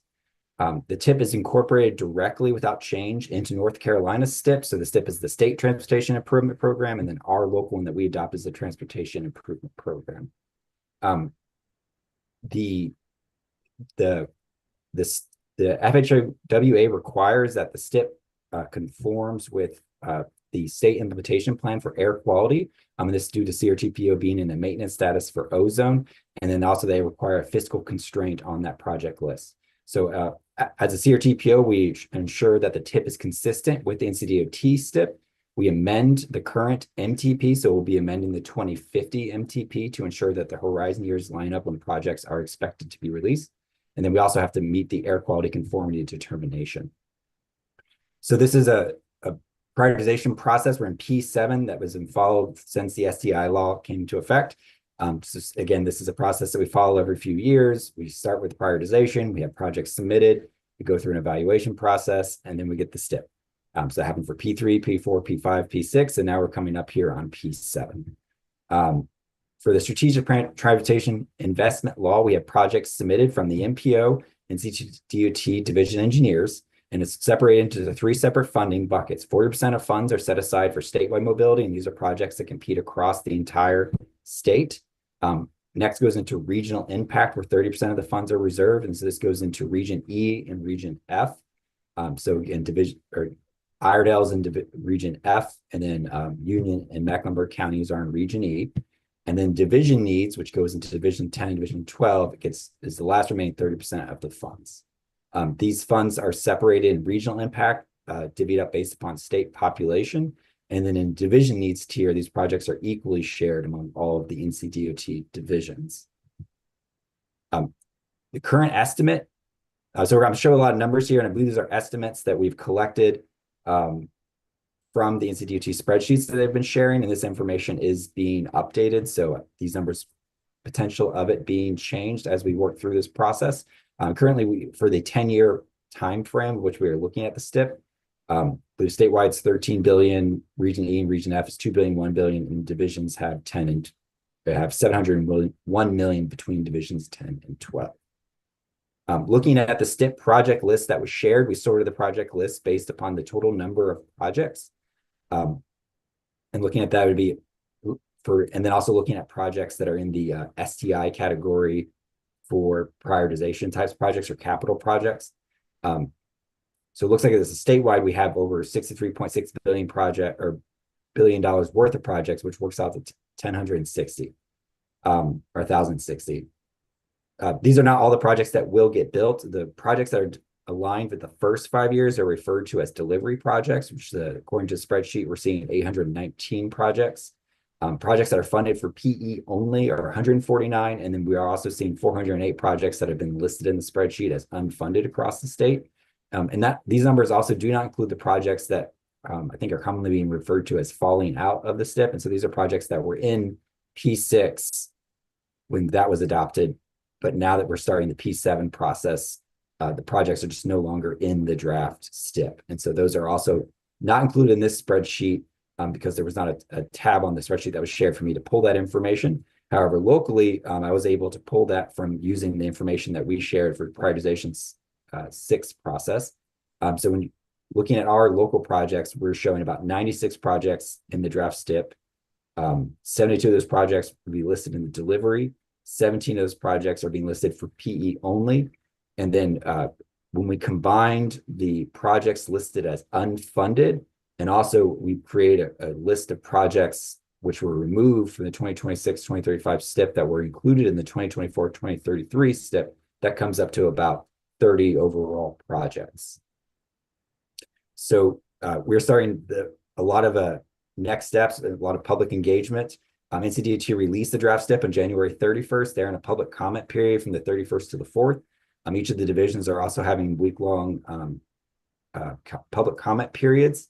It is anticipated this will go for adoption to the North Carolina Board of Transportation in 2026-20 or in summer of 2025, and then after that adoption, the CRTPO Board will adopt, and then it'll go to FHWA. What's not on this calendar right now is the CRTPO's public engagement period. We are working with our partners as we must align up the TIP amendments, the MTP amendments, collective projects that are listed as existing and committed. So that's the locally funded projects in addition to the prioritization projects. Getting those lists together to then start running our analysis so that way we can define when we will have our public comment period and how we'll get that information out to the public. So we will have more public engagement listed. We'll have more events happening up towards the adoption of the draft STIP. So this is just the dates that we know of now. So again, for our next steps, we have to identify in the draft STIP which projects merit a MTP amendment. So again, if a project is listed of a horizon year of 2035, but they are not included in the draft STIP that goes to 2035, this means that then we have to alter the horizon year and shift it to 2045. We also have to review the limits of projects because projects that are originally submitted as one complete project will get broken out into subparts. So we have to make sure that the MTP reflects all that. So we're going through the projects and working on that list of amendments now. Also, the list of projects have to work through the air quality conformity process. And then we also have to evaluate for the fiscal constraints of how much money is available versus how much we will actually be able to build. So we have a draft STIP tip webpage. You can scan this QR code or you can go to crtpo.org. And so we're putting everything we have for the 2026-2035 Transportation Improvement Program here. In addition to that, we also have there listed the NCDOT Division 10 and Division 12's public comment period, and we will be adding our information to the calendar here as well. Division 12 will be hosting a public comment drop-in from February 24th to 28th, and Division 10 will be hosting a public comment period drop-in from March 17th to March 21st. Quickly just going over everything we have here. I can answer any questions you have, and I'll be coming back with more information and updated numbers because again, we're working through the spreadsheet that was shared with us, and we still have some questions as well. So we're hoping to have a better picture here soon. Right. Thanks, Travis. Questions for Travis? That was a lot. Anybody's hand up that I don't see? Ed Driggs. Councilmember Driggs? Thank you. Is this P8 we're talking about? Which STIP is this that is currently in process? So we are still in P7. So P7 started with the call for projects, which then led to our project lists that were separated to the different funding categories. Then we applied the local input points based upon our methodology. And so now what we do is now we have our draft list of projects that made it into the draft STIP. So this process is the end of P7.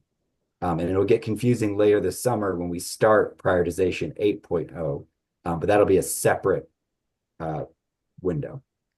I'm just wondering what capacity there is to add projects given the current funding situation. So we still have the projects that were added as I shared previously in P7 for the statewide projects. That's how I-5718 was moving forward as the public-private partnership. There was the airport projects. And so we have that list of projects that was added at a statewide level. At the division and regional tier, we were in the negative numbers, which is why the projects fell out. So the review of these spreadsheets is not necessarily to add projects, it's to make sure the projects in here are accurate and correct and the community still want them. So for example, you'll see on the projects that fell out, we'll include projects that we received presentations on today from Huntersville and Matthews, where they requested to have projects removed. So this is the end of that process. And we're looking for all feedback, but also specifically, community desire, making sure the information is correct before we start a new project window for P8. That's what I thought. Thank you. Thanks. Yep. Other questions, comments?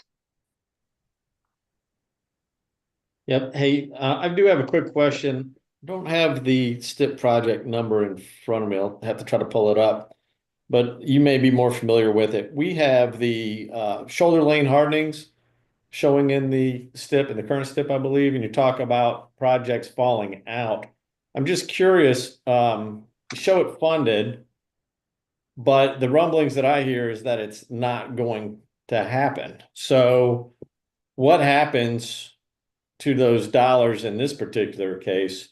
Do they stay in the North region, or do they just get dropped, or what happens to those dollars? So I'm looking for the project now in the draft. So see if I can pull it up. Yeah, I'm trying to find the. And again, you can answer this later if you find it beneficial. So essentially, when the projects are sorted, they're sorted based upon the metric step by the STI law, and then we have the ability to influence the overall score through the local input points process. So the projects then form the draft list of the STIP. So if projects then fall out or become unfunded, those projects would then go back into the STIP, and then it would then fund the next highest ranked project. So they're not geographically tied.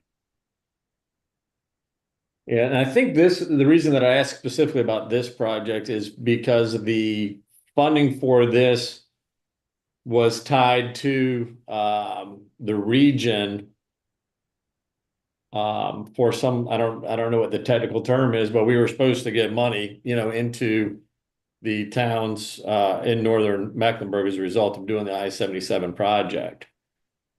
And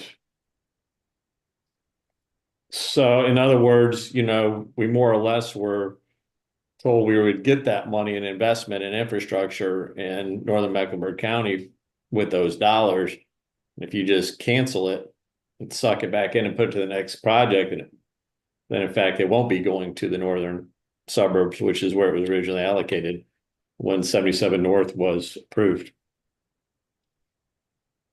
Okay, so you're talking about I-6065, which is I-45 to NC-150, construct peak period shoulder lanes? No, it should be similar, but it's off of I-77. We not seeing this? I'm sorry, this is along I-77. It's going from I-485 to NC-150. Oh, I see. I'm sorry. Yes, it very well could.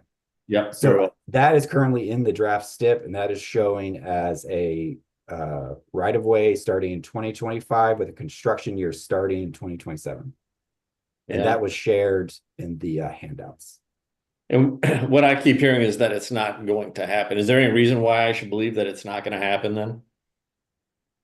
So again, this is a draft list of projects. And so it seems like every time they receive updated costs for the projects, they keep going up.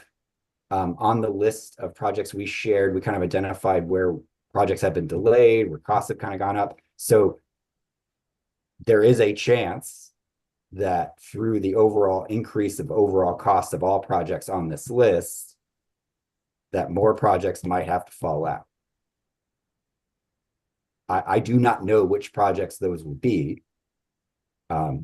So currently in the draft STIP, I'm seeing it as listed, and I see those right-of-way construction years, unless I'm reading this. I believe I'm reading this wrong. I'm looking with you now. Yeah. So if, the if reason it's there the reason and it gets getting approved, pulled is not for funding reasons, but perhaps it is. So maybe, and again, I don't want to hold up the whole meeting, but I am curious as to what's going to happen with that if it gets pulled for something other than funding reasons. yeah, and I'm not as familiar with the individual funding requirements and to what stipulations are set to those dollars. So my comment earlier was just like a general statement about what happens with projects that go into the STIP and fall out of the STIP. As of Chair, right, maybe I can respond to that, Rosenberg. There we go. Mr. Rosenberg, please. First, projects that we have approved are approved projects, but we still have to find the money to fund them. It'd be unusual if a project was not proceeded with for something other than funding after it's already been approved. That's just a general statement. With respect to the projects that have been taken out, I think Mayor Higdon raised this a couple of meetings ago, and my colleague responded to him, and I committed at the last meeting to do the same thing. And the difficulty is when a project is changed, then it has to be removed from the scoring, i.e. competition, because it was changed. And while it seemed logical to me, if the project is scaled back and it's using less money, doesn't everybody win? But the legislation doesn't provide that flexibility. So when a project doesn't go ahead, the money goes back into the pot, and then it goes into the next scoring that goes on. We're facing this problem, and I think it's been articulated. We're so far underfunded, and I think that what has to happen is we have to either fund things like the 1-cent sales tax.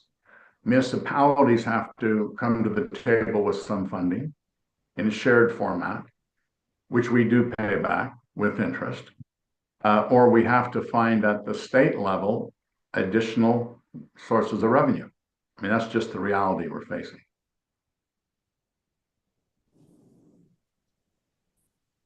Thanks, Mr. Rosenberg. Other questions, comments for Travis? Okay, hearing none. Travis, will you kind of give us some next steps? Yes, thank you very much. Yeah, so again, I've shared everything that I know up to this point. Again, I don't think we can assume every project is going to make it. I'm hopeful that it does, but just knowing that we're going to work through the process. We're going to do the best we can and just get this get the STIP adopted, go through the steps we need to for amendments. And so I'm hoping, we bring a lot of great projects to our region, and I can't make any guarantees, but I'm very hopeful that we will get some quality projects for our region. I'll be coming back to you periodically to kind of update you all on the process. We still have a public engagement period to work through. And so right now we're going to be working on those MTP amendments, working towards the air quality conformity determination, and working on that fiscally constrained evaluation to make sure that we can deliver the projects within a reasonable, in the required time frame. So thank you very much. Great. Thanks, Travis. Moving on to agenda item number 10, our FY26 UPWP annual budget. Mr. Cook. Thank you, Lisa. Good evening again, everyone. You can go to the next slide. Just the purpose of tonight's agenda is to review the second draft of the FY26 Unified Planning Work Program. So we'll talk about it, funding, go over the funding summary, discuss the FTA Section 5303 funds, review the preliminary allocations, discuss the local projects, then go into next steps. So just one quick thing about the work program. It is our budget. You've heard most of this before, but I do want to draw your attention to that last bullet, because most of what we do as an organization is required by law. That could be federal law or state law, and is cyclical in nature. You hear about the TIP process every 2 years, as Travis was mentioning. The MTP is updated every four years, as Neil mentioned, and so forth. So again, most of what we do is required by law and is cyclical in nature. Next, please. Our process this year, by the way, has been a rather easy one for developing the work program. I'm happy to report. We talked about this, I think, the last time. We are receiving 1.4 million, a little over 1.4 million in PL funds. This year, this is the formula amount that has been in place in North Carolina for a number of years now, plus a redistribution of unused PL funds from other MPOs. And then we also will be going with the annual drawdown of $1.1 million in STB GDA funds. This has been in place for several years now. And then for Section 5303 money, we have just slightly over $1 million. And this is a state based upon a statewide formula for dividing up the 5303 money. Next slide. So we did talk to you last month about the one issue with the work program development, and that has to do with the Section 5303 funds. The amount requested exceeded the amount available by a relatively small amount, but it did exceed. And our recommendation that we brought forth in January was to reduce the ICATS and Union County transportation requests, because those requests exceeded the staff recommended targets that we had set earlier last year, knowing that the amount of funds was likely to be lower this for FY26 than what we received for FY25. And all the other agencies had voluntarily reduced their requests. So we did recommend the reduction for ICATS in Union County. But what we also recommended was to make those requests whole, if you will, would be to replace the 5303 funds with Section 5307 funds, because those funds can also be used for planning purposes. So both agencies will still get the amount of money that they've requested, but they'll have they'll be tapping into the Section 5307 funds that they have available. We discussed this at the January TCC and board meetings, and also, of course, at the February TCC meeting, and there's been no opposition to this recommendation. Next, please. So this lays out the 5303 allocations that are proposed for FY26. And you can see it totals to that amount of just over $1 million. Next, please. Our allocations are pretty much solid at this stage, and we will be coming back to you for adoption at the March meeting. So we're pretty solid on these numbers. Most of these numbers, actually all these numbers, should look the same as they did when we talked about the UBWP at the January meeting. So no change there, but you can see we've reduced some programs a little bit, particularly the traffic data program. That has been undersubscribed for the past couple of years, so we're reducing the amount of money available for that. If for some reason we suddenly have a burst of interest in it, we can look to see if whether or not we can move some money into that program later on. But for now, we're recommending a $40,000 reduction. Next slide. These numbers are also the same as what you saw at the January meeting. A fairly substantial decrease for statewide and extra regional planning. That's a $15,000 decrease. We're just not spending the money in that category. So hence the decrease that's recommended. Next slide. These two task codes were the ones where we had to do a little bit more investigating, a little bit more work. But as you can see, we came pretty close to our original estimate for the planning process category. Management and operations, we bumped that up a little bit from that first draft allocation.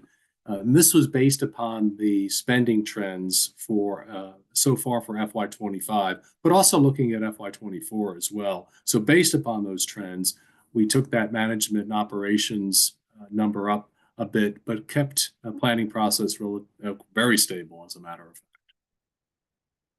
Next slide. As a reminder, there is a requirement, this is a relatively new requirement coming out of the Infrastructure and Investment and Jobs Act, that there be a 2.5% set aside of PL funds for activities related to improving the safe and accessible options for different travel modes. So our obligation this year is $44,800. We have programmed those dollars as required into the planning process task code. Next, please. Our local planning projects, we will incorporate these projects into the work program following what we expect to be board adoption of the discretionary projects list. Next month's meeting, Jennifer will be talking about the discretionary program, I think, next on the agenda. They are not incorporated into the work program yet, but we will do so once the board takes action next month. Next, please. So our next steps, document design, finishing the task code descriptions and the overall text for the document, and we'll bring this back to you for adoption at the March meeting. And with that, I'm happy to answer any questions. Great. Any questions from Mr. Cook at this time? Any hands raised that I don't see? Is there anybody left? No, just kidding. Great. Well, hearing none, we'll look forward to taking action on this next month. Thanks, Mr. Cook. Thank you. All right, moving on, guys. We're on the home stretch. Hang with us. Agenda item number 11, discretionary funds project call. Jennifer, do you have any money? Yes, we do. Thank you. Good, good. Jennifer Stafford with CRTPO. So I oversee the discretionary grants program. I also am the staff lead for the project oversight committee, who reports to the TCC or is a subcommittee. So I'm here presenting the recommended projects on behalf of the project oversight committee. Next slide. And so next month, we'll come to you for a request for action to approve the funding of these projects and then amend the TIP. Next. So this year we had about $35.5 million to program. The first category of the STB GDA funds, $32 million, that's our most flexible funds. We had a little bit of carbon reduction funds left over, and then some air quality funds. Next, please. And so the good news here is that we received 20 applications, and the Project Oversight Committee is recommending funding 20 applications, and I'll walk you through how that's going to work. So we received 6 highway applications, 3 shortfall, and then bike ped 6 applications, 1 sidewalk shortfall, 1 air quality improvement project, and the 3 planning studies that Bob Cook just mentioned. So the requested amount was $39 million, and again we had 35.5 to program, which leaves a deficit of 3.6 million. And towards the end of the deck, I'll show you what they're recommending to fund all those. Next, please. So this is a list of the recommended highway projects. The first 3 are considered shortfalls. Indian Trail, Charlotte, which is actually an NCDOT-led project, and then Wesley Chapel, which again is an NCDOT project. And then new projects, there's the 6 highway. So Helms Road, maybe better known as Waxhaw Parkway. And this is the section that goes from 16 to the opposite side of Mineral Springs. So you've heard about the side that goes to Mineral Springs. This is the opposite side that Mayor Becker mentioned at one of the presentations. And then an intersection in NCDOT, an improvement in Indian Trail, 2 projects in Huntersville, and 1 in Marshville. So POC is recommending highway of about $27 million, which is great. And then for the non-highway projects, next. We had 1 existing shortfall. It's a really small section in Matthews that needed a little bit more funding. And then the 6 new bike ped projects.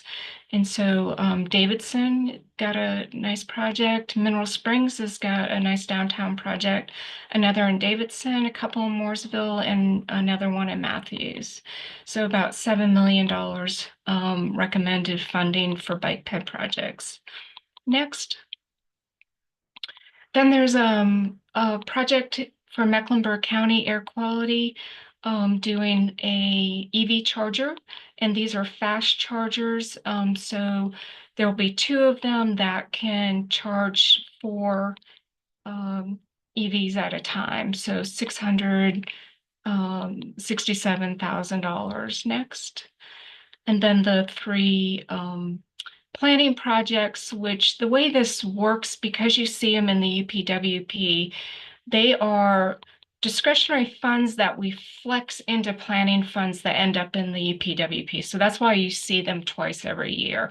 That's what's happening behind the scenes. So 340,000 come from the STBGDA, and we flex those to planning funds. So there's 3 Union counties doing another critical intersection study. They've been very successful with these studies, which have led into capital projects, which is great. Central Line is doing another guidebook and training session, and then Cornelius is looking to do a bike ped master plan, which is great. Next. So I talked about the deficit of 3.6 million that was needed. And this is the recommendations from the Project Oversight Committee. So Huntersville had a couple projects. The way the funding fell, so the funding is ranked per score, and then the POC looks at how far down the funding goes, and then there's always this cutoff line. The cutoff line came right at Huntersville, this big project, this $3 million project. But they decided to fund or recommend funding for the PE only. So that gets the project started. They would have to come back to request for right-of-way and construction. But in doing that, you get better estimates, you get the project going. And so it seemed sort of like a win-win, and Huntersville was pleased with that or accepted that. Mecklenburg County, they actually had 2 charging locations they wanted to put EV chargers at, and the Project Oversight Committee is recommending 1 location, not 2. The funds available are in FY27. There's time for them to come back next year or the following year to request more funds if they decide to do so. It's a very standalone project, sort of easy to break off. And then finally with Davidson, they had a request for a side path that exceeded the maximum allowed. And so the way the policy works is we target 80% for highway projects, 20% for bike ped, and then of that, you can only apply up to 25%. And so the 1.9 was over that by about 220,000. So we asked Davidson if they would consider coming down, in other words, upping their local match to get the maximum award, and they did. So there's the savings of 3.8 million. We needed a savings of 3.6. And so this again funds all 20 of the applications to some degree. Next slide. And here's just another summary. So again, on the right, you can see the 20 applications, recommending 20 for a total amount of 35 million. And the last category is those targets that I just mentioned, the 80-20, and 77% of the funds is going to highway. That's been really typical the last 3 or 4 years, 20% to bike ped, 2% or so to air quality improvement projects, and 1% is the target for planning projects. So that worked out well. Next slide. And one more summary here. Go ahead. So one more recap is they're suggesting, or we had 35.5 million available. They're recommending 35.3, which leaves about 179 or 180,000, which would be programmed in this upcoming fall. So we don't lose it, it just gets moved forward. And with that, just the next steps, we'll come back to you again next month asking for approval for the projects. You can go ahead, Merritt, to next. So with that, are there any questions? Questions for Jennifer? No Mr. questions must mean everybody's happy. Mr. Becker's on the line. Mr. Becker? Again, Madam Chair. Yeah, not really a question, but thank you, Jennifer, for the summary and for commenting about the Helms Road extension, which is not in our jurisdiction. But I did. You commented that there had been concerns, and that West Side project is one of the best projects probably on the DA list this session, and we worked with Waxaw on getting support for that. My board adopted a resolution enthusiastically supporting that particular piece. It's a connector that would connect the existing Highway 16 to a currently underway rail project, which is creating a grade separation west of Waxaw. So it's an extremely important project regionally. And I did want to clarify, as you said, that it's one of the bigger ones in the highway portion, but extremely valuable. So I will make a point, Madam Chair, of getting the resolution that my board adopted to Neil for next month, just so it's on the record that we enthusiastically supported that. And I believe Union County did too. So that project's a win-win. It's a great project. And thank you for mentioning its importance to both our jurisdictions. Right. Other comments or questions? Am I missing anybody's hand going up? Okay, great. Well, we will look forward to the approval of those at our next meeting. And agenda item 12, Curtis Bridges, you've been so patient to be all the way here at the end. So agenda item number 12, adjusted 2020 U.S. Census urban area boundary. Curtis. All right. Thank you, Madam Chair. Good evening, Curtis Bridges with CRTPO. We do want to bring our adjusted urban area boundary item to you as a follow-up informational item this evening. If you'll recall, NCDOT Transportation Planning Division worked with our CRTPO staff to bring an adjusted urban area boundary to you, to the board last fall. I believe that was information in October, approval in November. Just as a quick refresher, if you go to the next slide, the adjusted urban area boundary is an expansion of the census urban area boundary to smooth out the edges, to include areas impacted by urban land use and roadways. That boundary needs to contain the original 2020 census boundary, and minor collector roads will be included in the federal aid system only if they fall inside that urban area boundary. Next slide. Since our adoption, NCDOT did some very minor cleanup due to FHWA's kind of guidance to look at a scale of 1 to 5,000. That tends to scale really close down to the road, so they adjusted some very close road segments at the boundary of the area, at the border of the boundaries. They also included some additional coordination between CRTPO and our neighboring MPOs. So we wanted to bring this back to you, again, just as an informational item. First, to make you aware of, again, those very minor adjustments. And second, just to confirm that our urbanized area was in fact adopted by FHWA in January. So that's what we wanted to share with you. I'm happy to answer any questions that you may have. Questions for Curtis? Okay, no, I don't hear any questions. Am I missing any hands being raised? All right, hearing none. Thank you, Curtis. We'll see you again, I guess, next month. Sounds good. Thank you. Super. Neil, tell us about any upcoming agenda items. Sure. The March 19th CRTPO board agenda is anticipated to include the action to approve the discretionary grants project approval that Jennifer presented on this afternoon or this evening, approval of the FY 2026 Unified Planning Work Program.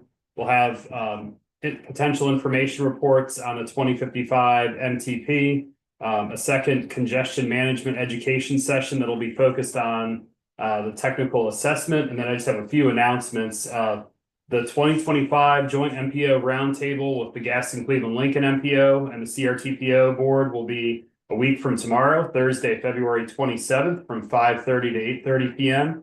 That'll be held at the Gaston College Kimbrell Center in Belmont. I believe the deadline to RSVP is tomorrow, so please let us know, even if you can't attend, by tomorrow if you haven't already. Second announcement, some of you may be attending the Congressional City Conference in Washington, D.C.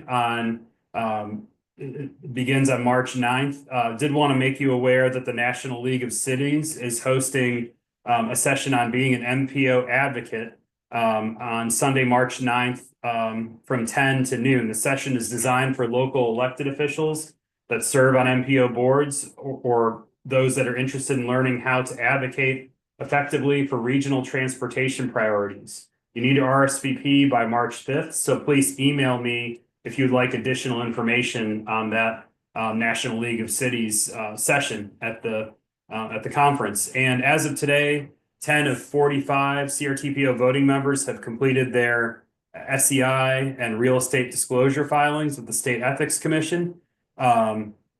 CRTPO board members must complete the statement of economic interest and the real estate disclosure filing requirements by April 15th. So if you have not already done so, I think we're dealing with mostly returning members, so the process should be pretty straightforward to log into your account on the state ethics website and just file those for 2025. Those are all my upcoming issues and comments, Madam Chair. Great. Any questions for Neil? Perfect. As Neil had talked about the joint meeting for next week. Again, if you've not RSVP'd, please do so. Mr. Cook, can you maybe give us a sneak peek of the panel discussion and what we should look forward to next week on that? Yeah, I thank you. I appreciate that. I think there was a lot of discussion tonight about funding. And so that's going to be the focus of the joint meeting with the GCL-MPO. And so I think it'll be really helpful for people to attend the meeting and to participate in the discussion and then some of the breakout sessions that will be involved. And the panel discussion will involve Joe Bost from the Charlotte Regional Business Alliance, also Pat Mumford with the Greater Gaston Development Corporation, and I believe it'll be, and Tony Lathrop, one of our own, will be involved. It'll be moderated by Geraldine Gardner from Central Line. So I think it'll be a good discussion with three very knowledgeable people about funding in our region. So I'd really encourage everyone to attend. And Lisa, if you don't mind, I do want to just mention one other thing, and that is to say thank you to staff for pulling this well, it's not a new format, I guess, but we haven't done it for a while. Pulling it off in a very short period of time. A lot of work goes into it. I know things look pretty seamless tonight, but a lot of work went on to making this happen as flawlessly as it went. And I particularly want to thank Theo, because a lot of this burden falls on her when these things happen. So my thanks to Theo, especially for all the work that she put into making this happen, but also really everyone had a role in it. But I think Theo's, she was the one with the most pressure. Great. Thanks, Bob. We have on the agenda any updates from Division 10 or 12. I'll just go with Division 10. Is there any updates that you want to share? Anybody from Division 10? Not hearing any. How about Division 12? Thank you, Chair. I would like to say that in the back of your packet, you will see a Division 12 update along with Division 10s. But in that update, you will see for the STIP projects, that those dates reflect the current STIP, not the draft STIP that Travis went over tonight with some of those changes. So once we make those schedule changes and MTIP changes for those projects, it'll be reflected in the next update. That's all I've got, unless somebody's got any questions. Any questions for Mark Stafford? Anyone? All right. And Lisa, hey, can you hear me now? Yes. Yes. Go ahead, Brett. Okay. Sorry about that. I was trying to figure out how to come off mute. I thought I had it figured out earlier. So just a couple of quick updates. Just on the project level, we do have two resurfacing contracts that were recently awarded, one in Union County with 12 miles worth of resurfacing there, NC 742, several other roads on that list. I won't go through them all. Mecklenburg County had 9 miles of resurfacing awarded, including sections of 115 and other roads in northern Mecklenburg. Completed project at Arlington Church Road and NC 2427.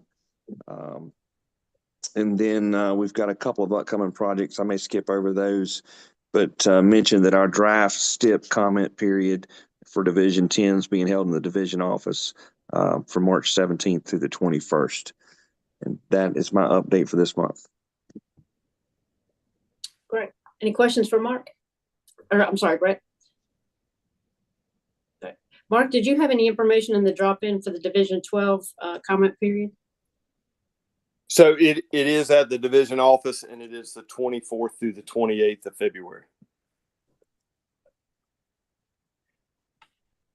Great. At the Shelby office, right? That is correct. Great. Okay. Any other questions or board members have any comments, feedback, thoughts? Great. Great. Well, again, I'm going to echo Bob's comments to staff for putting this together pretty quickly, kind of dusting off those procedures of how to do a remote meeting again. And for all of you that have done wonderful to sit, I know it's a long time to sit through a couple-hour meeting, and then to do it virtually again is tough. So hopefully we'll see you all next Thursday, the 27th, in the joint meeting. And if not, we'll see you in March. Can I get a motion to adjourn? So moved. Got a motion. Is there a second? Second. Got a second by Mayor Knox. All those in favor, vote by acclamation. Aye. Aye. Anybody opposed? Motion carries. Everybody keep warm, be safe.